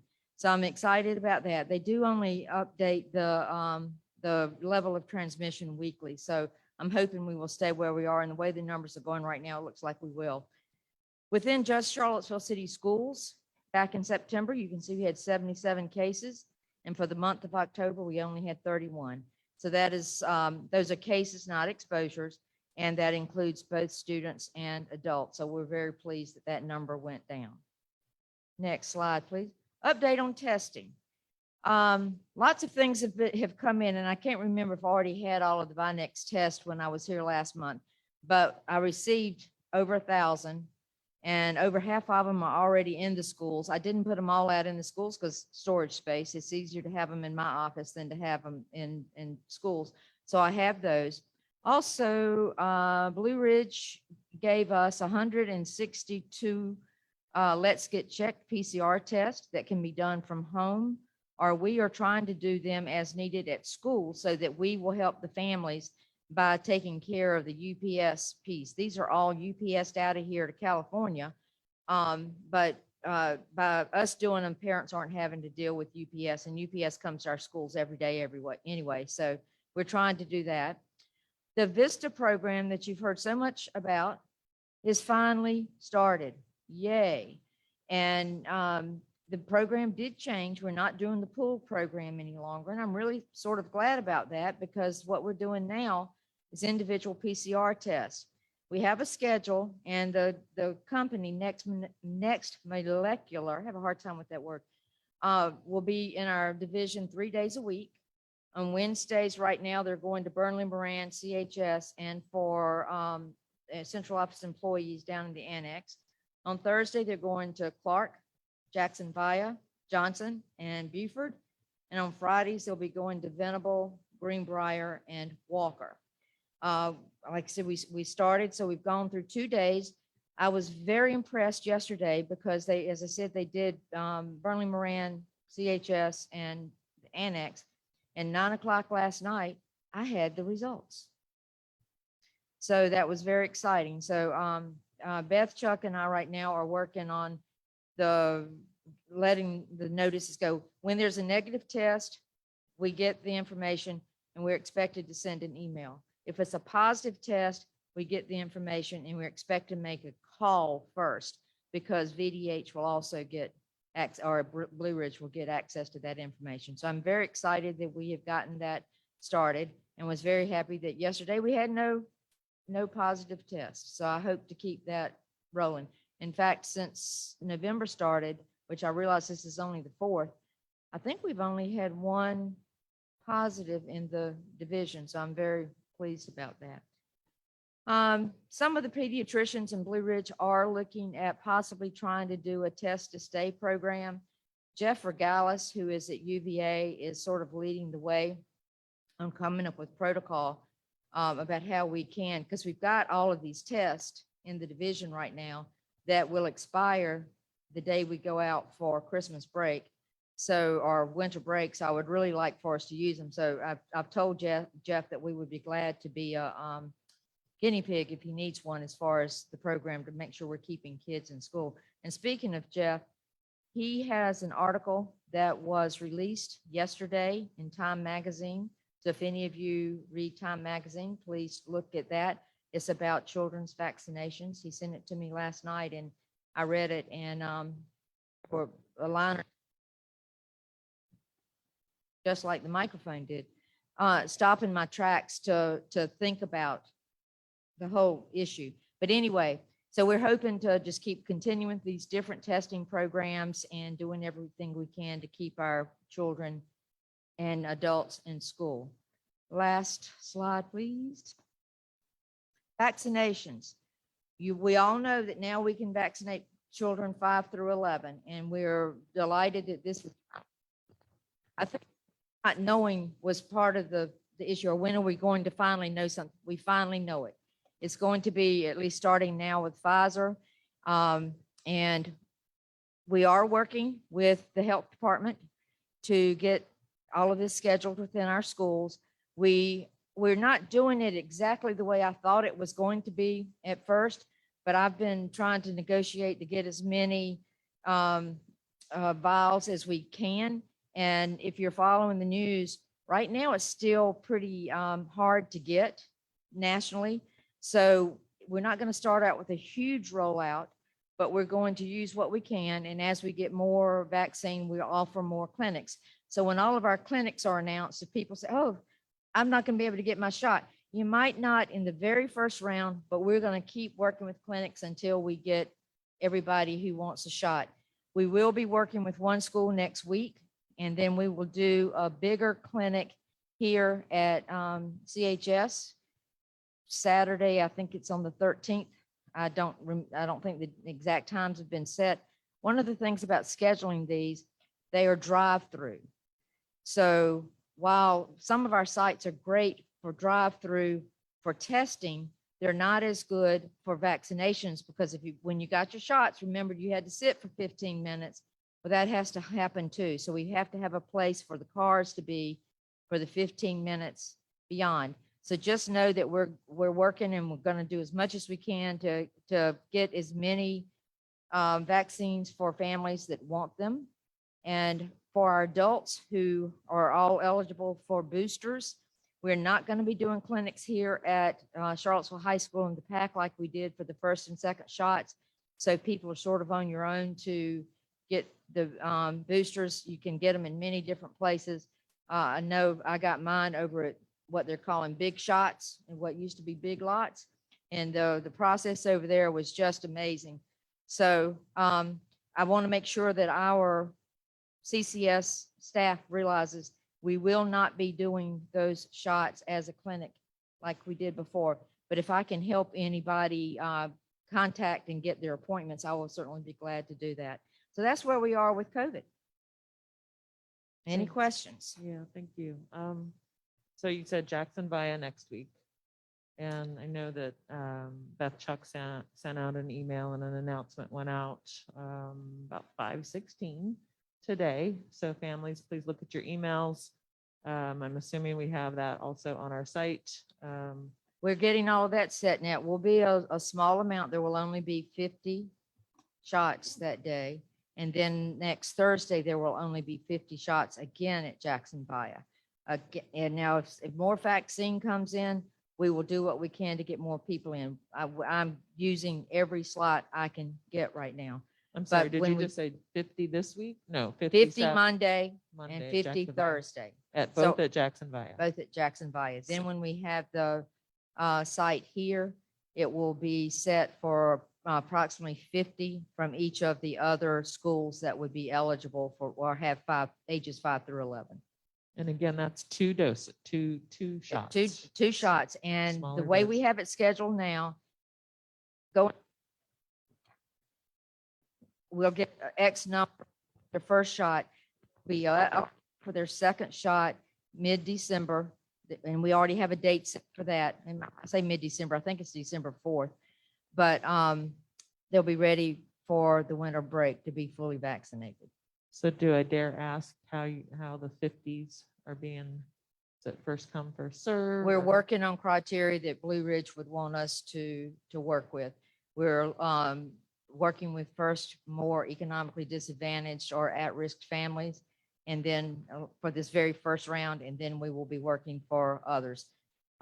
Working within confines of what Blue Ridge would like for us to do, and to make sure we're getting as many done as we can. Blue Ridge is tired of me asking, can't we have more? So, and this, again, for parents and who may be listening, this is required that an adult is with you and sits with you by appointment only.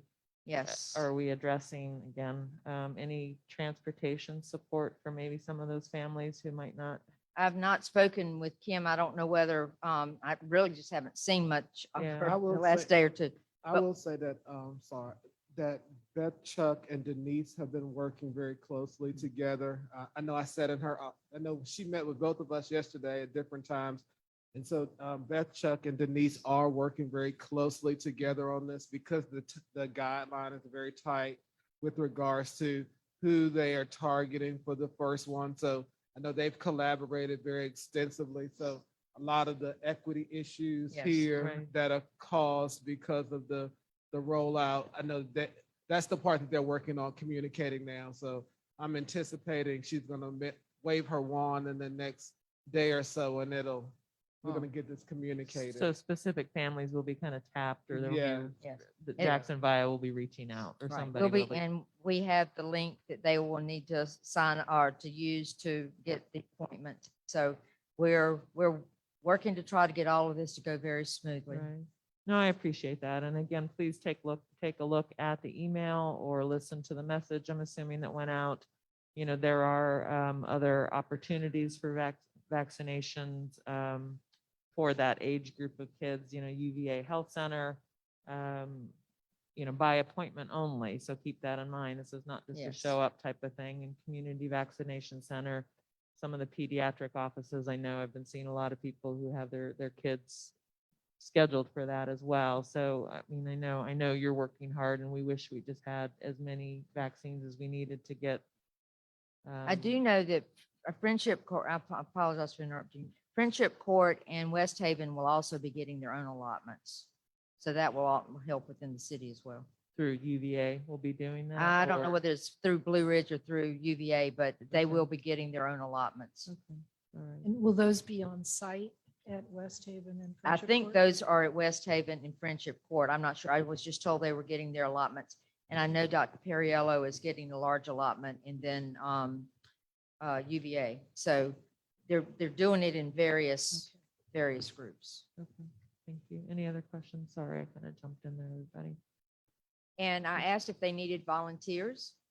And they don't really need volunteers to help with the vaccination clinic. They said if there were any people who wanted to help with the traffic control, because especially here at the high school, it's going to be several hundred, that they could use the help with that, but they don't need help with registration or things like that, like we did when we did it here at the PAC. Okay. well, And please- the Jackson, and I did just get a message that the Jackson Via families did get the information tonight Okay, great. about the clinics. Please, if you think about it, send us an email again if you need, or if they need volunteers. I mean, I'm trying to write this stuff on my calendar, but Yeah, but I keep going back to the question Mr. Wade asked me a couple of meetings ago about what about all this process bothered me or kept me from going to UVA events.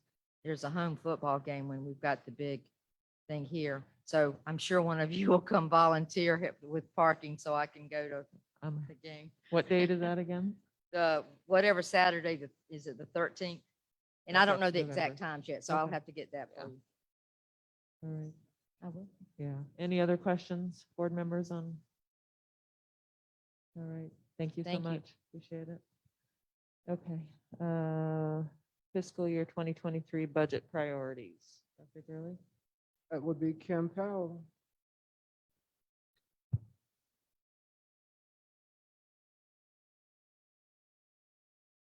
Good evening, everyone. This presentation should be relatively brief. It's really just an opportunity. Renee Hoover thought it would be a good idea for us to confirm what we heard at the September budget work session. So Leslie's bringing this up now. And so this is really just an opportunity for us to recap, make sure that our takeaways are the correct takeaways, and set the tone for the process ahead. So really, the overarching themes when we looked at our notes from September 21st were reconfiguration, focus on student programs, and staff compensation and benefits. And I'll briefly go a little bit lower in the level of detail for each of those. So for reconfiguration, for those who are following our process, again, there's a lot behind that. We're addressing aging facilities issues. We're reducing our student transitions during critical middle years, provide modern state-of-the-art facilities to support best practices for both early learning and middle school education, because reconfiguration is affecting both of those time periods in our students and our learners' lives. And last but certainly not least, improving the safety and reducing the carbon footprint of these facilities. So reconfiguration is vital in all these areas. Next slide. with regard to student programs and prioritizing our student programs, we're not hearing a lot about adding new programs. It's more about maintaining and optimizing the programs we have for both academic and social emotional student success. We've heard a lot about that this evening. You're drinking from the fire hydrant on those two topics, but that's our mission. That's what we're all about. And then next, staff compensation and benefits. You hear me say it every year. All businesses are people businesses, but none more so than education. What we do is all about people, and our focus are our young learners. That's what it has to be about, above all else. And so in order to perform our mission effectively, we have to be competitive in the marketplace. And so wages, health insurance, and VRS will be other key topics as we move forward. So it all sounds simple enough.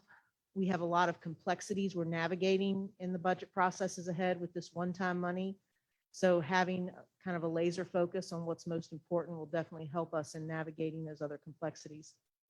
That's really all I have for you this evening, except for one more thing, which is a friendly reminder that these budget priorities, when you think about them, they all align with our strategic plan. And that's always important. That too is always part of our budget process, to check ourselves against that strategic plan.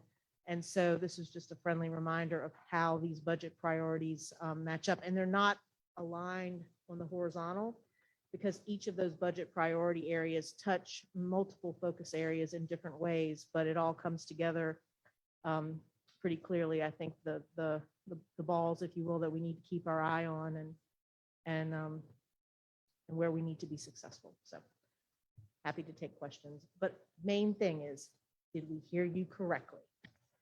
All right, board, this is your chance. Did they hear us correctly? Anybody?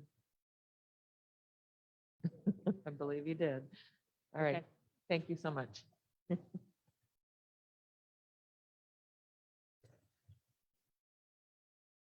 Next, we have, again, assessment update. And then you can just roll right into substitute update.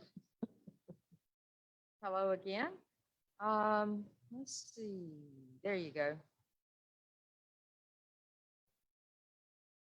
The assessment update, as we are thinking about it, Ms. Tatel did talk about PALS, and in the fall, the three bigger division-wide assessments have been PALS, MAP, which is measures of academic performance, and the new growth assessment that the state has done. So I want to talk a little bit about MAP, a little bit about the growth assessment, and I will tell you the information that's coming out about the growth assessment continues to change and update. Even this afternoon, when I was getting ready to come over here, I was in another session learning more about the growth. So you might not be able to see all of my notes, but I wrote all over my thing because new information came to me this afternoon. So what I'm going to talk about with the growth assessments is latest and greatest as of almost 4 o'clock today. Next one, please. I know this slide has a lot of information, but I just want to show you overview. This is the 30,000-foot level. This is looking at MAP in math, showing our division by grade level in the various quintiles. A lot of times we hear about quartiles, which is every quarter percentile. This is in quintiles, so it'd be every 20, 40, 60, 80. Red obviously is where we have some students who are not where we would want them to be, but we know that those are students that we're going to focus on. And then we've got the orange, the yellow, the green, and the blue. So again, high level, but each school has their own MAP data, and they are looking at it by student. But wanted to just show you the overall through the division. And this is certainly not all we focus on. We do get it down to the individual child in each of these. So that's the MAP for the math. And then the next slide shows reading. So again, same color combinations, a little bit different numbers or percentages in our different quartiles here, quintiles, but just know that we are getting down to the very student. This is the 30-foot or 30,000-foot level. Next, please. Now, this is where we get into the growth. I think I've shared this graph with you. but just to sort of remind you, we've got math on the left, reading on the right. So anything above the red line, which the red line is called the low proficient, anything above the red line which show that students are ready for grade level material. Anything between the purple line and the red line would say that they will need some help, some support. Anything below the purple line shows that they will need support. In between it may. Now, we know that one point in time isn't going to tell us exactly what we're going to do with students. So we need to just think of this as one point. And today in the meeting that I was in, they were reiterating the purposes of the whole growth assessment, because a lot of people are saying there's much going on about the growth assessment. We need to think about it as a baseline for the beginning of the 21-22 school year with what will be the spring 22 SOL. So that's one purpose of it. And then also an estimate of how the children achieved on the previous year. Because the tests that they took in the fall were measuring content from the previous year. If you had a 7th grade student, they took a test that was called a 7th grade growth assessment, but it was measuring 6th grade content. The only place that was different was for 3rd grade, because 3rd graders took a 3rd grade test based on 3rd grade content, because we didn't have a 2nd grade SOL test. So the purpose is not to say your child is doing great, your child is not doing great. The purpose is to give us baseline and to get an estimate of how they did in the previous year. And we all know, and you've heard other people talking tonight, previous year was different. And we know we've had learning loss. So we're using this as one measure to go forward. Next slide, please. This basically says what I just said. If you are at the red line, good baseline. If you're between the two, they may need support. If they're below the purple, they will need support. So just to let you see that. This shows averages for Charlottesville. The lines you see in the purple column go along with the purple line you saw on the previous slides, which is what they say at 3rd grade. The high basic would be 1367 in math. These are just points on a vertical scale that goes from 900 to 2000. So this is what they've said would be average for the lower line, the purple line, for 3rd grade. Then the red line would be at 1400, looking at the map, 1401. So you think about these columns, this is the same as the lines going up. So where were our averages? You can see we had 3 that are in yellow. So we had 3 grade levels across the entire school division that were below the lower line, overall averages. Now, averages a lot of times, as we know, don't tell the story. We can do averages of things, and having an average is not really what we need. We need to look at each individual child, which we are doing. But so in math, it shows that we were below the expectations of content from the previous year and served as a baseline for this year at 3 different grade levels. In reading, we did, if you look at those numbers, we did pretty well. We were within the ranges of what would be expected. So while we want all the numbers to be higher, this just sort of tells us 3rd grade may be a place we really need to look at. 7th grade may be a place we really need to look at, in 8th grade, but we're going to look at all of them. So this is just to show you that. Next slide, please. Dr. Yes. Passos, I'm sorry to interrupt. When you go back to that slide, the high basic, low proficient, can you go, so are you saying the high basic, the purple is just like, this is the base level, you don't need any interventions? I'm just confused. If you look at the, go back to where the lines were. If you look at, and I have a hard time seeing it up there. If you look at 4th grade for math, the number listed there is 1367. That is what would be expected to be where students would need most support. Any student below 1367 in fourth grade, on fourth grade content, is definitely going to need support. If that student scores between 1367 and 1401 on this linear scale, they might need extra support.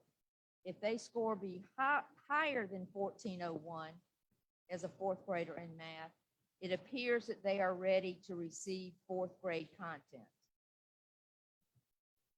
So the 1367 says they probably did not get all of the third grade content. Between the 1367 and the 1401, they still gonna need some help on fourth grade content. And above 1401, they are likely ready to be for fourth grade content. Why are the third grade numbers and the fourth grade numbers? I'm sorry. Why are the third grade numbers and the fourth grade numbers the same? Because the third grade had to take the third grade test. Fourth graders took, even though it said fourth grade, took a third grade test because you take it for the grade previously. And for third grade, they didn't have a previous grade. So fourth grade and third grade took basically the same test. All of this is a little voodoo though, right now. I mean, because what we're talking about is basically a year of virtual school and then an SOL at the end. And so this average, we can find based on the growth measure, like a point in time for the fall, but the average doesn't reflect a year's worth of in-person instruction. Likely not.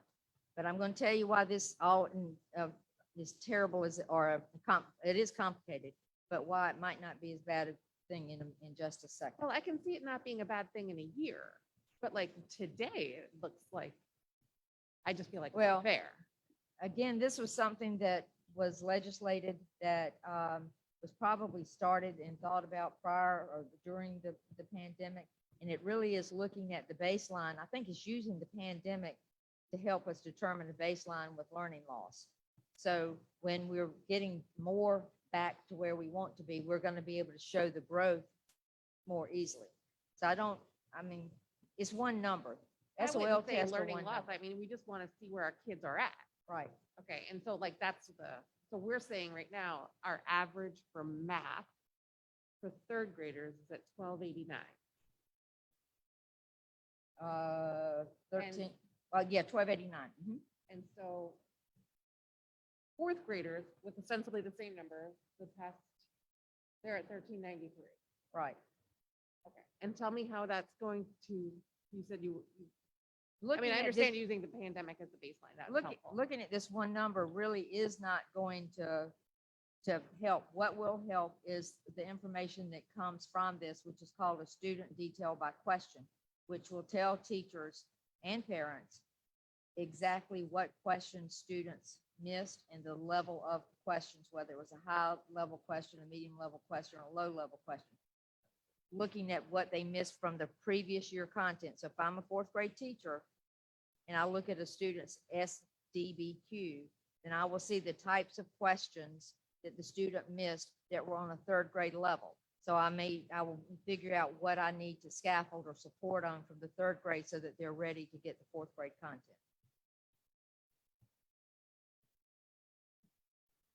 As more information comes out, yes, Steph and Carolyn Swift attended one of the big trainings with this and have been working with the math and reading teachers. And again, new information today. So I'll be sharing with Dr. Gurley and Dr. Odie and with principals, and so that we can get more information out to the teachers.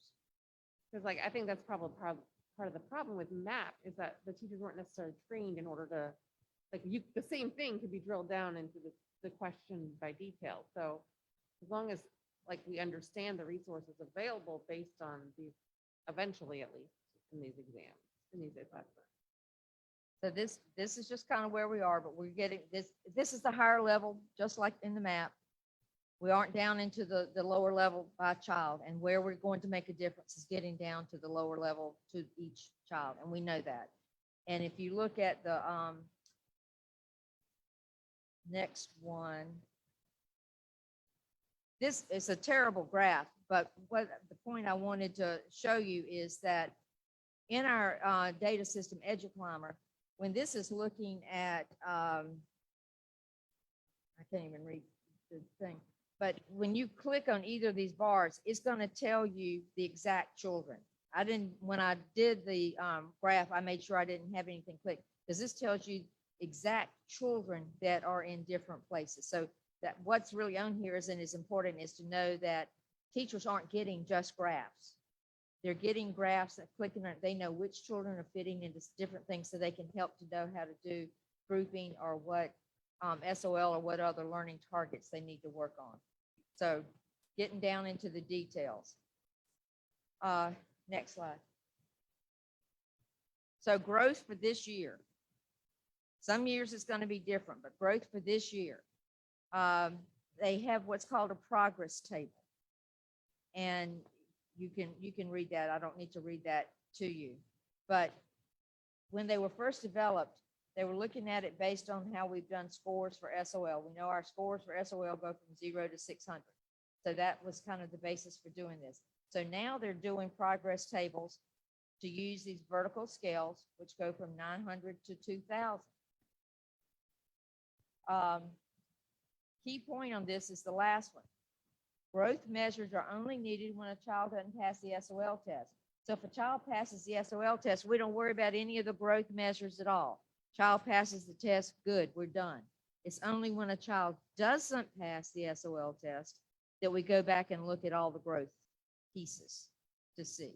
So if we can get our students to pass the test, we're not going to have as many that we are going through the calculations for the growth measure. Next slide, please. So how are they going to figure it? They're going to have the progress tables that I just mentioned. Here's one for reading, and there's also one for math. I didn't put this in here. What gets confusing for this, and I was glad they showed it to me again today.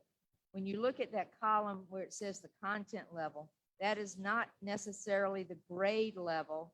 It's the content from the test that they took. So a seventh grader who took a test in the fall, they would have their fall score on the line 6 because they were looking at 6th grade content. The ranges 1 through 3 are considered the ones that go along with the purple line or in that area. The range 4 is where you're looking at might need the additional support. So that gap between the two lines, that's where most of the kids would be for range 4. Students scoring higher than that, the expectation is they should be passing the test. So when, again, looking at the 3 ranges, is supposed to help to decide, or not to decide, but to match with the linear lines or linear chart I showed you. Are these integrated at all with VTSS? With VTSS? I mean, this growth measure at all? Is it integrated at all with VTSS? No, this is all based on SOL assessments. But you would think it was like basically tier 3 or tier 2 in Yeah, reading and math. I guess if we tie, and they haven't made those connections, but probably if you tried to tie it in there, the tier 1 is going to be beyond range 4. That's going to be, Right. they now today showed us 4 more ranges. 5 through 8 is probably going to be the tier 1. Tier 2 would be range 4, and tier 3 would probably be 1 through 3, or at least 1 and 2. I think what you said about this being a growth measure for students who do not pass the SOL is a critical component of the question, and really why we retain maps as a tool for the children who are growing but who would pass the SOL exam. Right. Interesting. I'm going to show you a couple of examples. There is no test at the end. And I'm going to show you a couple of examples of how this will be used. Okay, 3rd grade is the different group. Because again, they had to take a 3rd grade test at the beginning of the year, which seemed a little unfair to me because they were being tested on content they had not had. So if you look at this, if you've got a child in the spring who takes a 3rd grade test, you'll see that score, that the box that's surrounded in blue. In the fall, they were still taking a 3rd grade test, and they got a score of 1,300. So if you look where 1,300 is, that's in range 2. You can see that the where they were was to the right of where they started. So that shows growth. So what you're looking for is for them to land to the right of where they started. In grade 3, they had to be on the same row, but you're looking, because the child in the spring was to the right of where they were in the fall, there's growth. Next one. Can I Yes, just ask, it says spring 2022? Yes, this is a good example of how we're going to figure all this out in the spring. We're assuming a child, if the child. But a student, oh, I see. So you're looking projecting. backward? No, we're projecting that if a child in the spring of 22 takes a 3rd grade test, these are not set examples because spring 22 hasn't gotten here yet. Yeah. So they're showing us what we're going to be looking at in spring of 22 to figure growth. Okay. Okay, next one, Leslie. Okay, and this one, again, you've got a child who in the spring of 22 taking a 7th grade test, 7th grade SOL test.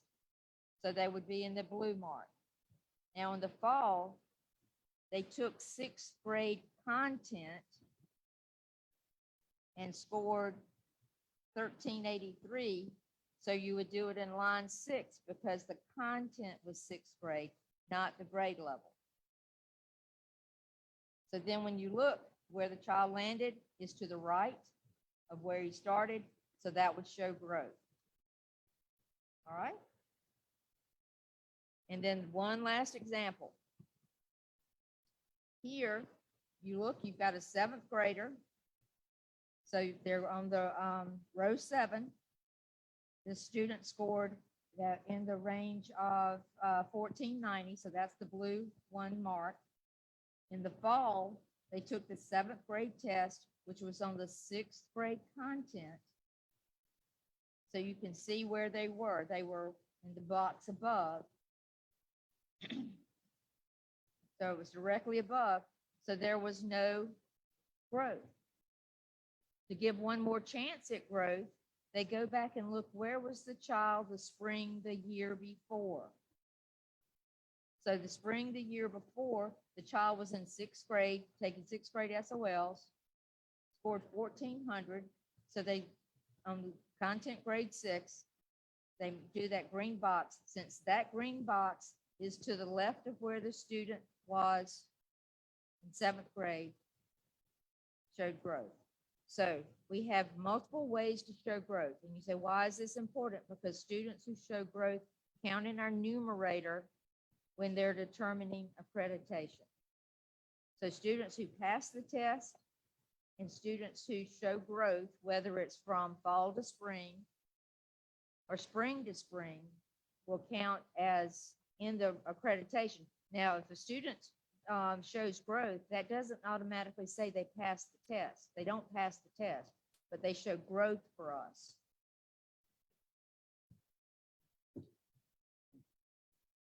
So those are 3 examples. Again, there is no test at the end of this, but if everybody understands this, they're not going to make us do this by hand, but if you understand it, we'll have you in to help us make sure we've done it correctly.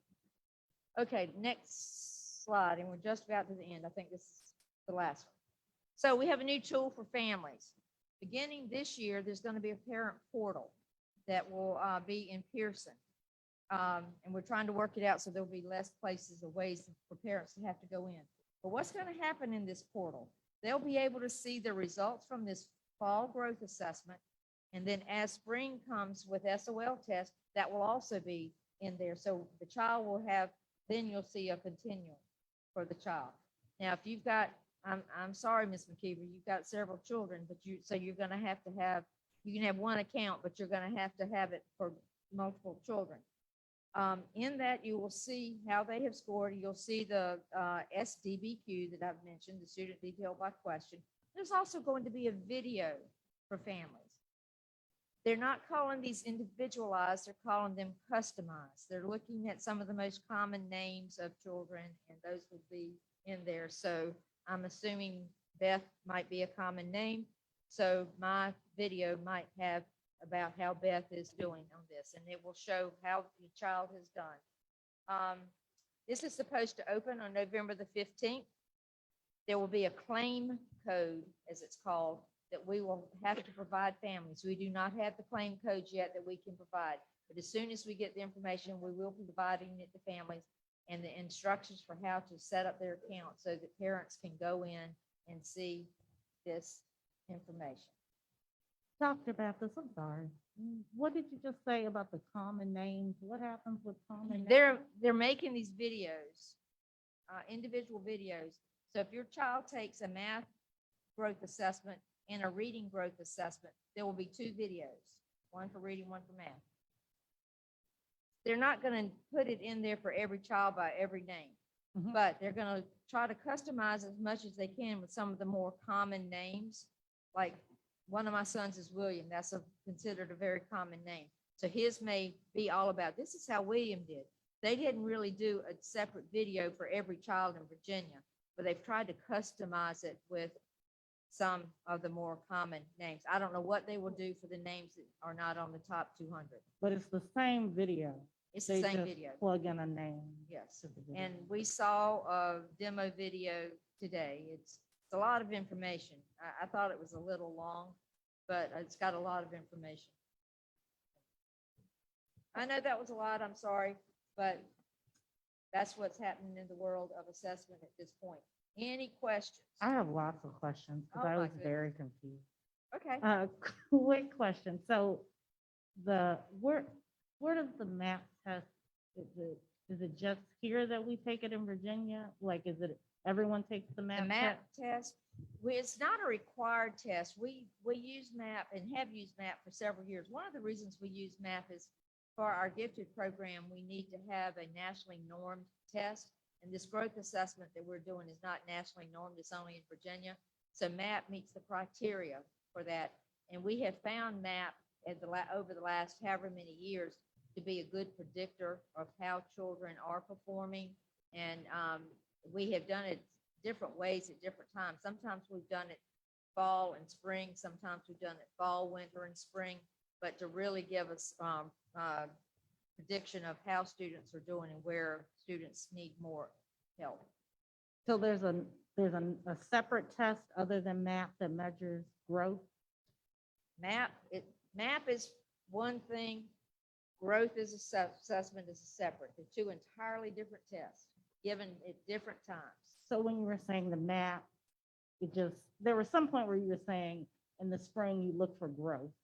That will go for the growth. We're looking at this fall growth assessment we're just talking about and the spring SOL testing. That's where we'll look at the growth. This fall test we've just done, spring SOL, MAP totally separate. We will do MAP again during the year and look to see how that has changed. And we might also call it that we're looking at growth, but not in the same way that we are in the growth assessment tied to the standards of learning. They're 2 entirely different assessments and looking at it different. But if I'm a student in 4th grade, I take both of those. Yes, tests ma'am. again. So if you're a teacher and you have SOLs and you have MAP testing, are you supposed to be looking at both of these measures to help your individual students in your Yes. class? Yes. But we Because- only started the MAP because it was helpful, because it's nationally recognized to help with the gifted program? No. We started doing the MAP again several years ago to help us see how our students were achieving over various measures. And also it is a pretty good predictor of how they will likely do in the spring on the SOL test. But we didn't start it just for looking at SOL. We've been doing MAP now probably close to 10 years if we had. I mean, Esther took it at Burnley Brown, so. So we've been doing it for a long time because it really does give us it gives us good data by individual students and also over a classroom in a school so that we can look at curriculum to see if we need to be changing strategies or changing curriculum. So it's a good predictor. It's a good assessment. Some school divisions have stopped giving it if they didn't see the need, but we have still seen the need for doing it. Feel like it's important information for our teachers. So teachers like the map. Well, I'm sure maybe not everyone does, but I think overall, the information that we've gotten or the feelings that we've gotten is that teachers feel like they get good information from that assessment. And the principals were given the opportunity this fall to look at, with this being a different year, did we want to do it? And all the schools decided that they did want to continue to map because they were getting good information from it. So we gave them the choice and they selected to continue doing it. Well, they had to do it for gifted, but the initial conversations were, do we do map or not? And discounting the gifted conversation, they still wanted to do it. Well, those are all my questions. It was more thinking out loud, how many tests do kids take? How we use all the different data? Is there a way to kind of eliminate? It just seems like a lot, just understanding this one test and considering all the other ones that have to be given and assessed. So I agree Thank that you. I agree that it's a lot, but we did take a concerted effort this summer to look at assessments across the board. And we have an assessment calendar, and we have encouraged the principals and other content leaders not to do any assessments that we have not put on the assessment calendar and that we don't feel like are truly necessary for what we need them for. So we've actually cut back on some of the assessments that we've done and kept it to mainly PALS, the growth assessments, and then math. So And we're the- doing less than we did. And the VDOE is going to require that we give this one 3 times Yes. a year next school year. So we won't have a choice but to administer this 3 times, Correct. at the beginning, middle, and at the end. Right. But the end will be SOL. And one thing about these, they are half the length of the growth assessments in the fall and what will be in the winter are half the length of the Sorry. FOL test. It's not a full length test in the fall, which also doesn't give us as much information as the full length test. And this is my final question, I promise. So on that one graph where you had the scores or the percentages going up and it was like kids in the red, kids in the yellow, Yep. kids in all. If I'm in the red, that flags me for an intervention or a support or something like that? This one, No, If page, you're in the growth assessment, page 3 and 4. if you're any of those, then you were flagged for. I think you're looking at the map. Are you looking at the map? I'm looking at page 3 and 4. Yeah, map, Yeah, map. That's, red would show that you're achieving at the lower levels. And then as you go up, if you look at the bottom of each, the red would be low. Mhm. And then you've got below average, low average, high average, and above average. So again, that sort of says which students might be scoring at a lower level and may need more help. But schools aren't going to just look at it by that sheet. They're going to look at it by individual students to see their exact needs, not just say, oh, the child scored in red, we got to do something different. They're going to look at exactly where that child scored, what types of questions the child missed, so that they can work with that child individually on what needs to be done. So when they go back, it's just the classroom teacher, there's no other supports or anything like that? What would be the team of teachers and the principal, everybody would look to see what does that child need in order to move that child from where he or she is forward. Thank you. A lot of data meetings, a lot of discussions and PLCs about what needs to be done with individual students as well as groups of students. Thank you. I found it, LaShonda, just for your information, interesting with the map, because you do, as a parent, you'll get a report and it shows, the different testing areas, and then it even breaks it down a little bit as far as like what subject areas or content and how they scored in that. So you can kind of, and then I believe that the teachers get it drilled down even further so they can look and then really it guides their instruction or interventions to help support it. But it's interesting. So when you get it for one of your students, your scholars, it can be useful. And I think, it has been around a while as far as the map And again, I remember hearing a PTO presentation on it, and it really is, if the teachers, and I hope, we can support them with a tool like this to really look at their classroom and their students and see, where they might need to scaffold and support students better. So I think it is, but I hear you as far as the number of assessments. It can be daunting at times, and especially when, you're sending your student to school and, it's day 7, of being assessed, in a 2-week period. So it can be a lot, but I know that we have looked at, or I know we've had conversations at looking at really what are necessary assessments for those students. But thank you. Any other questions? Any other questions, anybody? Thank you. Okay.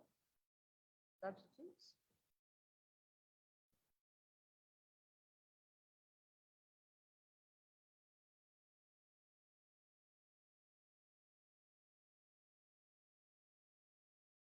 So we are going to continue leading forward because we need to have folks in our classrooms when our regular or ongoing staff cannot be there.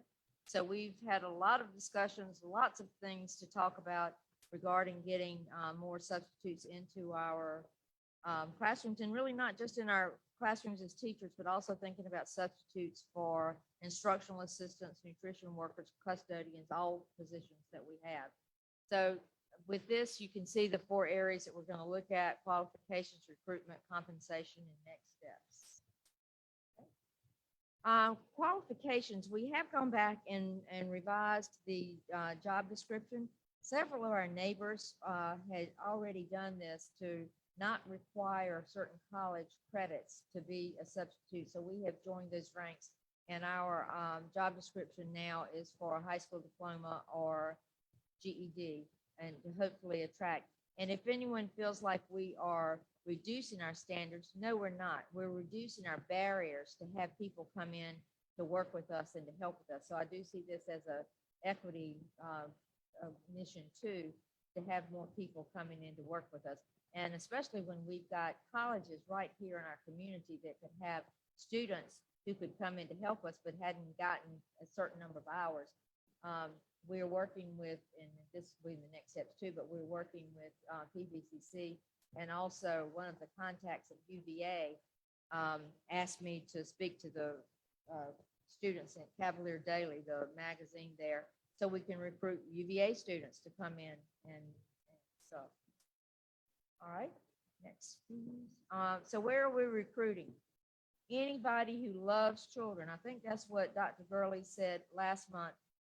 Anybody who loves children who passes the background checks. We're not getting rid of any of our background checks. That is all still very important, and make sure we will do that. But we're looking at retirees. We're looking at PTOs. You can see the list there.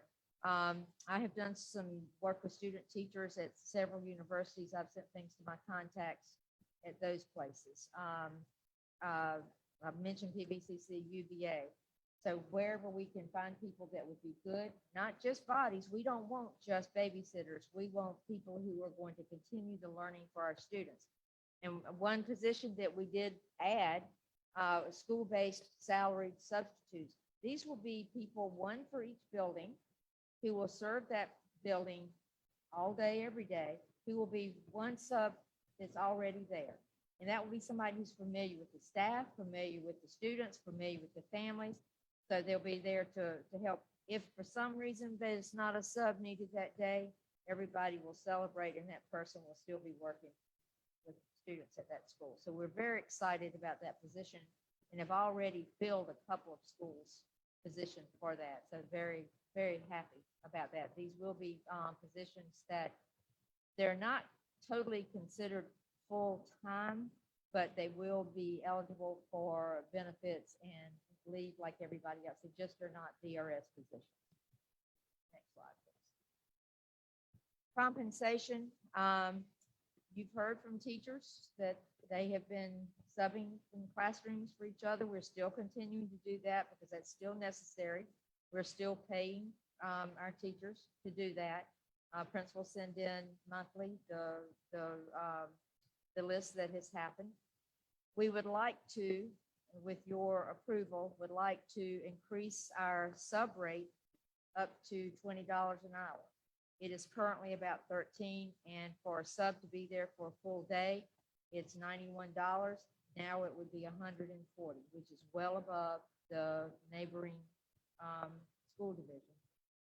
Those of you who are sitting there wondering, how are they going to pay for it? And we've talked with Ms. Powell and Ms. Hoover, and we believe that it probably is not going to cost us much more money than some of the things we're doing now. We won't have to pay as many of our teachers to cover for each other. They'll get their planning time back. We just hope, we feel like we will get more people interested in the subbing with the higher rate. And just think if we can, get it done and get it done well, maybe some of our teachers will be in school more often rather than being so exhausted and needing extra time off. So again, we are hoping that we can get that approved. And then this will also have us competing with the surrounding localities because the other localities do not have this same rate. So we're hoping that more people will want to come to Charlottesville City Schools. The next slide, please. So what are we doing? Again, if we can have their approval for moving up to $20 an hour. We are continuing to update our advertisements. Beth Chuck has come up with a really great flyer that we're just waiting to put in the amount per hour. And then the recruitment that I've already mentioned, and any other groups that any of you might know. If you're members of civic or social groups that you think might have members who would want to substitute, I'll be glad to come speak to groups or whatever we can do to encourage people to come. So I would ask for your recommendations, because you're going to give us people that you know, appreciate, and love, and would want to be with our students. That may be the last slide. Thank you. Any Okay. Comments, questions, Ms. Puryear? You want to jump in on any unique outreach opportunities for subs? I can't think of any offhand. I had several people from our neighborhood listserv reach out.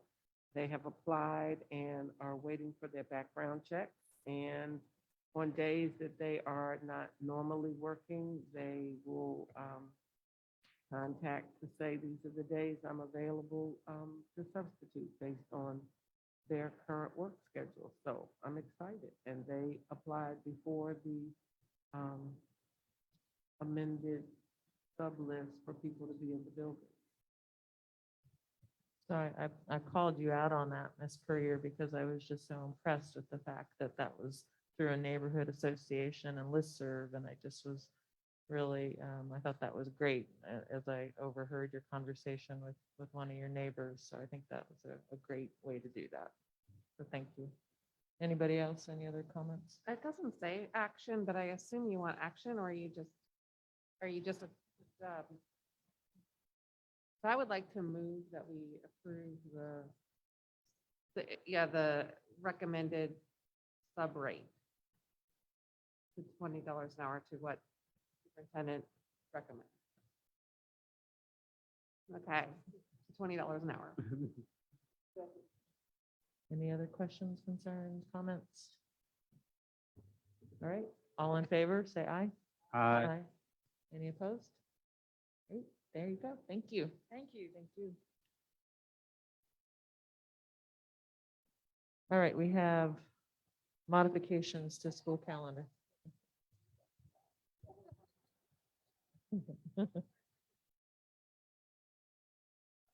All right, Dr. Gurley is going to present from the podium.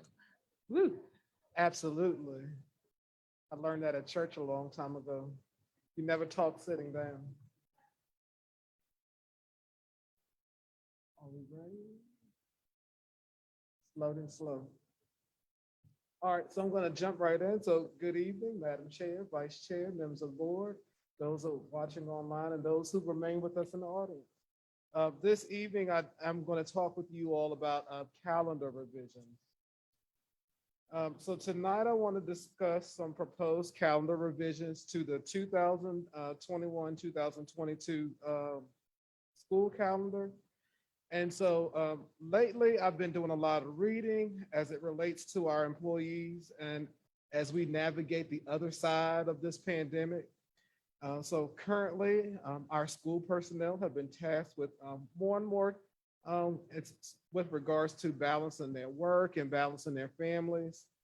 And so recently I asked a group of educators, what is one thing you wish you had more of? And I think they all replied time.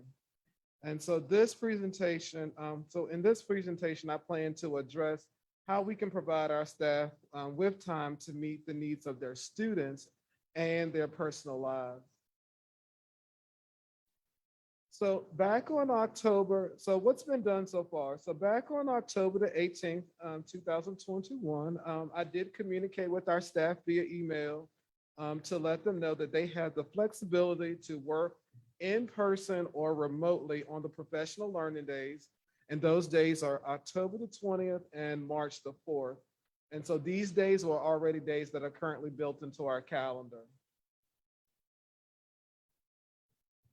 And so as we talk about time, I just want to bring your attention that the Virginia Department of Education requires that school divisions provide a minimum of 180 days, 990 hours.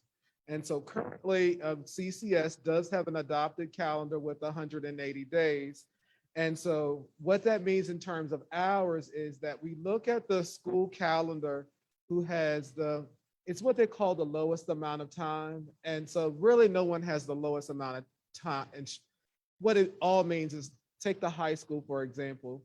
The high school has a day that's essentially 9 to about 4 o'clock, but you have to remove the transitions, meaning the bell changes, and you have to remove lunch.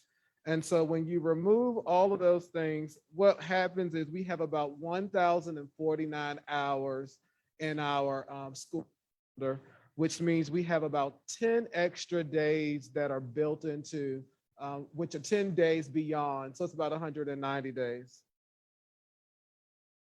So what I'm bringing to you, some next steps that I want to propose for our calendar.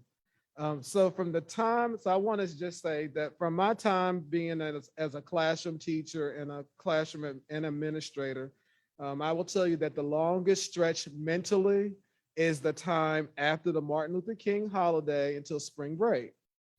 And so typically there are no planned days off and teachers are, just counting down and looking for snow days.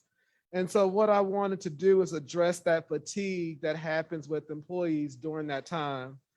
And so in an effort to support our culture of care, I want to make the following recommendations to you as a board so that our employees can have more time to plan, unencumbered time to plan for their students. They can address the needs of their families and they can care for themselves personally. So the first thing I would like to do is so the first day is January the 21st, 2021. That day is currently an early dismissal day. What I would like to do is make that day a full day for students. And so, I'm sorry, 2022, that should say 2022. So that first day, my apologies, that should be 2022. We're not going back in time. So January the 21st, 2022, my first mistake, right? So what we will do is make that day a full day for children. And what that will do is add time back into our calendar for our students.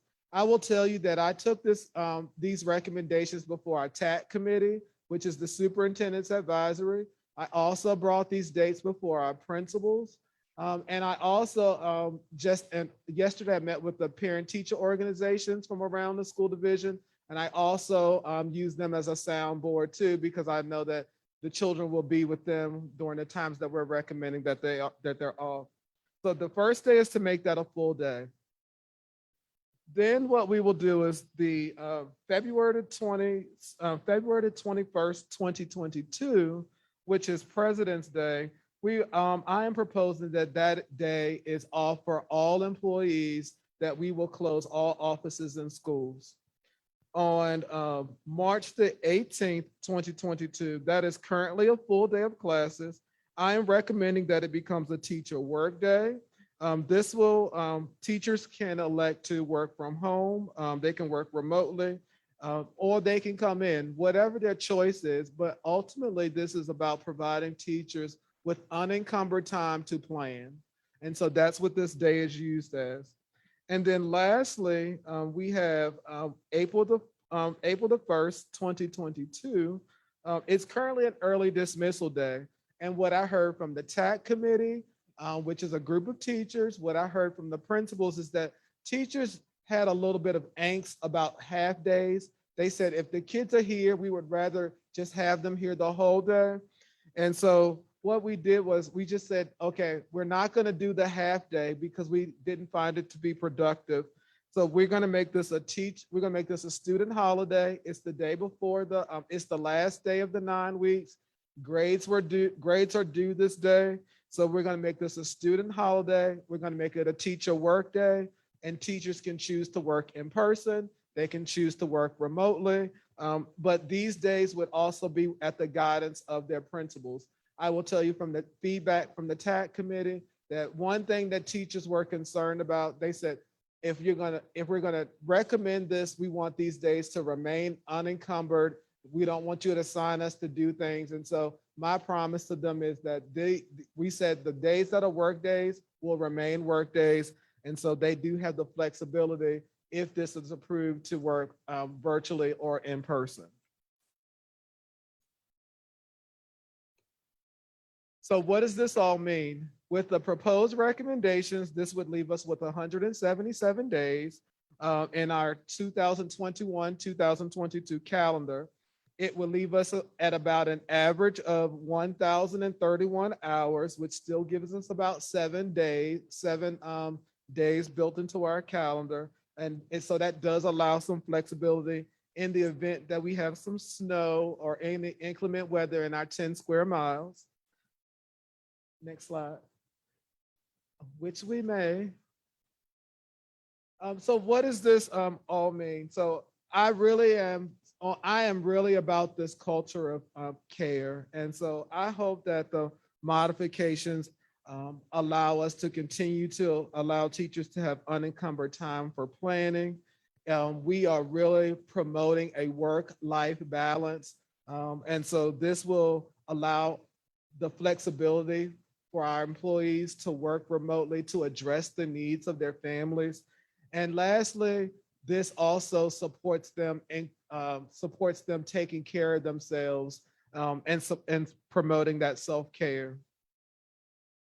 So the last thing that would need, in order to make this happen, of course, we would need your approval in order to make this happen. So that would be the last action item that if there are any questions, I welcome them at this point.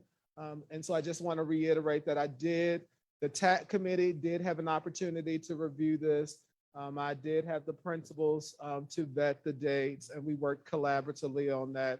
And then I did use the PTO as a soundboard, just to make sure that they were aware and get any feedback or concerns that they may have. And I will tell you that everyone's concerned about just the health of our employees and how we're meeting their needs. And I do feel strongly that we have enough time off right now between the days we've had right here. We can make it to Thanksgiving, and then Christmas is right around the corner. It's that stretch after that Martin Luther King holiday that typically there are no days off from January to April. Well, I'd like to move that we approve Dr. Gurley's suggested calendar changes. I'd like to second. Thank you so much. Yeah, Dr. Gurley, for this great presentation. Thank you. Yes, thank you. Any other questions, comments from anybody? I just wanted to applaud Dr. Gurley. When I've talked to employees since you started, teachers, staff, there seems to be like a nice sigh of relief that you're taking their concerns and their health that you can. And so I appreciate the recommended changes. Thank you. Anybody else? Okay, all in favor? Aye. Thank you so much, sir. We all appreciate it. Okay, we have, where are we? Any board responses to the written report, which was enrollment and class size updates? That was in our packet of information. Okay, we'll move on. And we are now to comments from members of the community. Our second opportunity. If there's anybody hanging in there with us. No? All right, 3 seconds left. 3, 2, 1. Okay, we're gonna move on. Board member comments. LaShondra, I'll start down there with you. If you have anything you'd like to. Can we come back to me? Can we come back to me? Absolutely. Thank you. Ms. Puryear. I made my comments earlier. Thank you. Mr. Bryant. The meeting, I just want to thank all of the staff members, administrators, teachers, and for the various works that they're doing on those committees.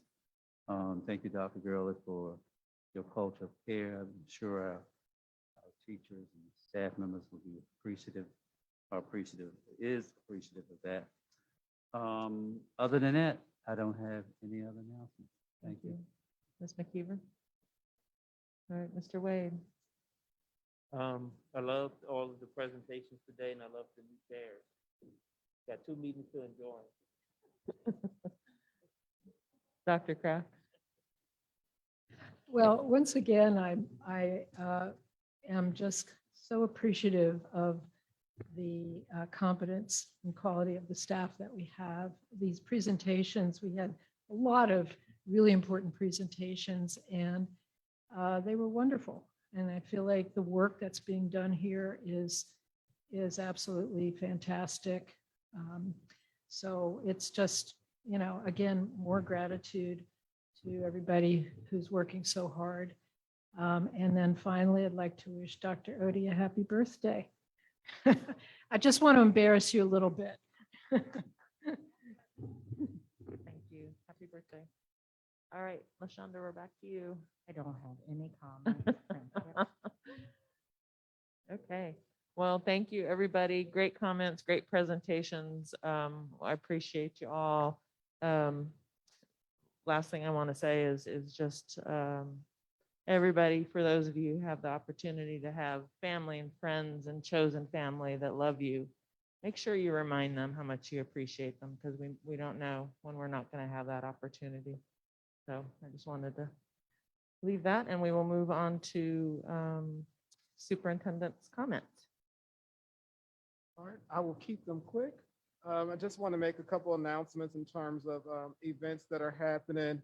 On November the 15th, we do have the CHS Fall Concert. On the November 16th, we do have the Buford Orchestra Concert. And on the 18th of November, the CCS Trailblazers Day. And November 20th, the Response to Essential Needs, which I think we talked a little bit about this evening. And then the 24th through the 26th are student holidays. I just want to thank my team for their smart work. I mean, they work really hard, and I just want to publicly say that they're very responsive to my needs, and I appreciate that. I had the opportunity this weekend to participate in the event for the Chris Long Foundation, and I just want to publicly thank him as a community partner for meeting the essential needs of our children. And our PTO yesterday, that really warmed me. That group yesterday had my energy level so high, and I appreciate that. I love when people challenge me to be better. So I'm really appreciative of that. And then just the smart work about supporting our social emotional learning and making sure that we thank you to the board for just believing in us and our vision to that when we have a gap, we can find a way to make it happen. And then the letters, everyone knows that the literacy is my passion. So when I came here and we were already doing that, and I'm just already adoring Steph Tatel and just her smart brain and and just all of the work that are going, I mean, the thing for me with that is teachers are giving up their time and they're not being paid to do that. And so these little moments, I just thank you as a board for recognizing that they need time to be able to do these things. So I just thank all of the people who are involved in the letters work. And then lastly, just everyone, because we are still finding ways with grants. I know Dr. Odie and Ms. Powell talked about the grants, and we're gonna make a way. We're gonna always make a way for the students here at CCS. So thank you all, and that's it for me. Thank you. Work session wrap up.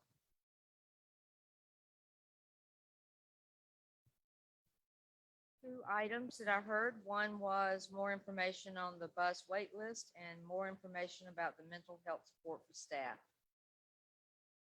Thank you. All right, and then we have upcoming meetings. We have December 2nd here at 5 o'clock. And I feel like there's one more. Is that it?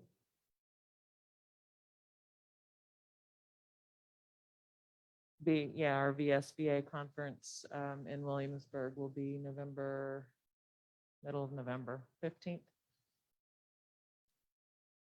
I'm looking 17th, 18th, 19th. So, all right, I think that's it. Thank you so much, everybody. Appreciate y'all. Have a good night. Stay safe. And I'm going to adjourn the meeting officially.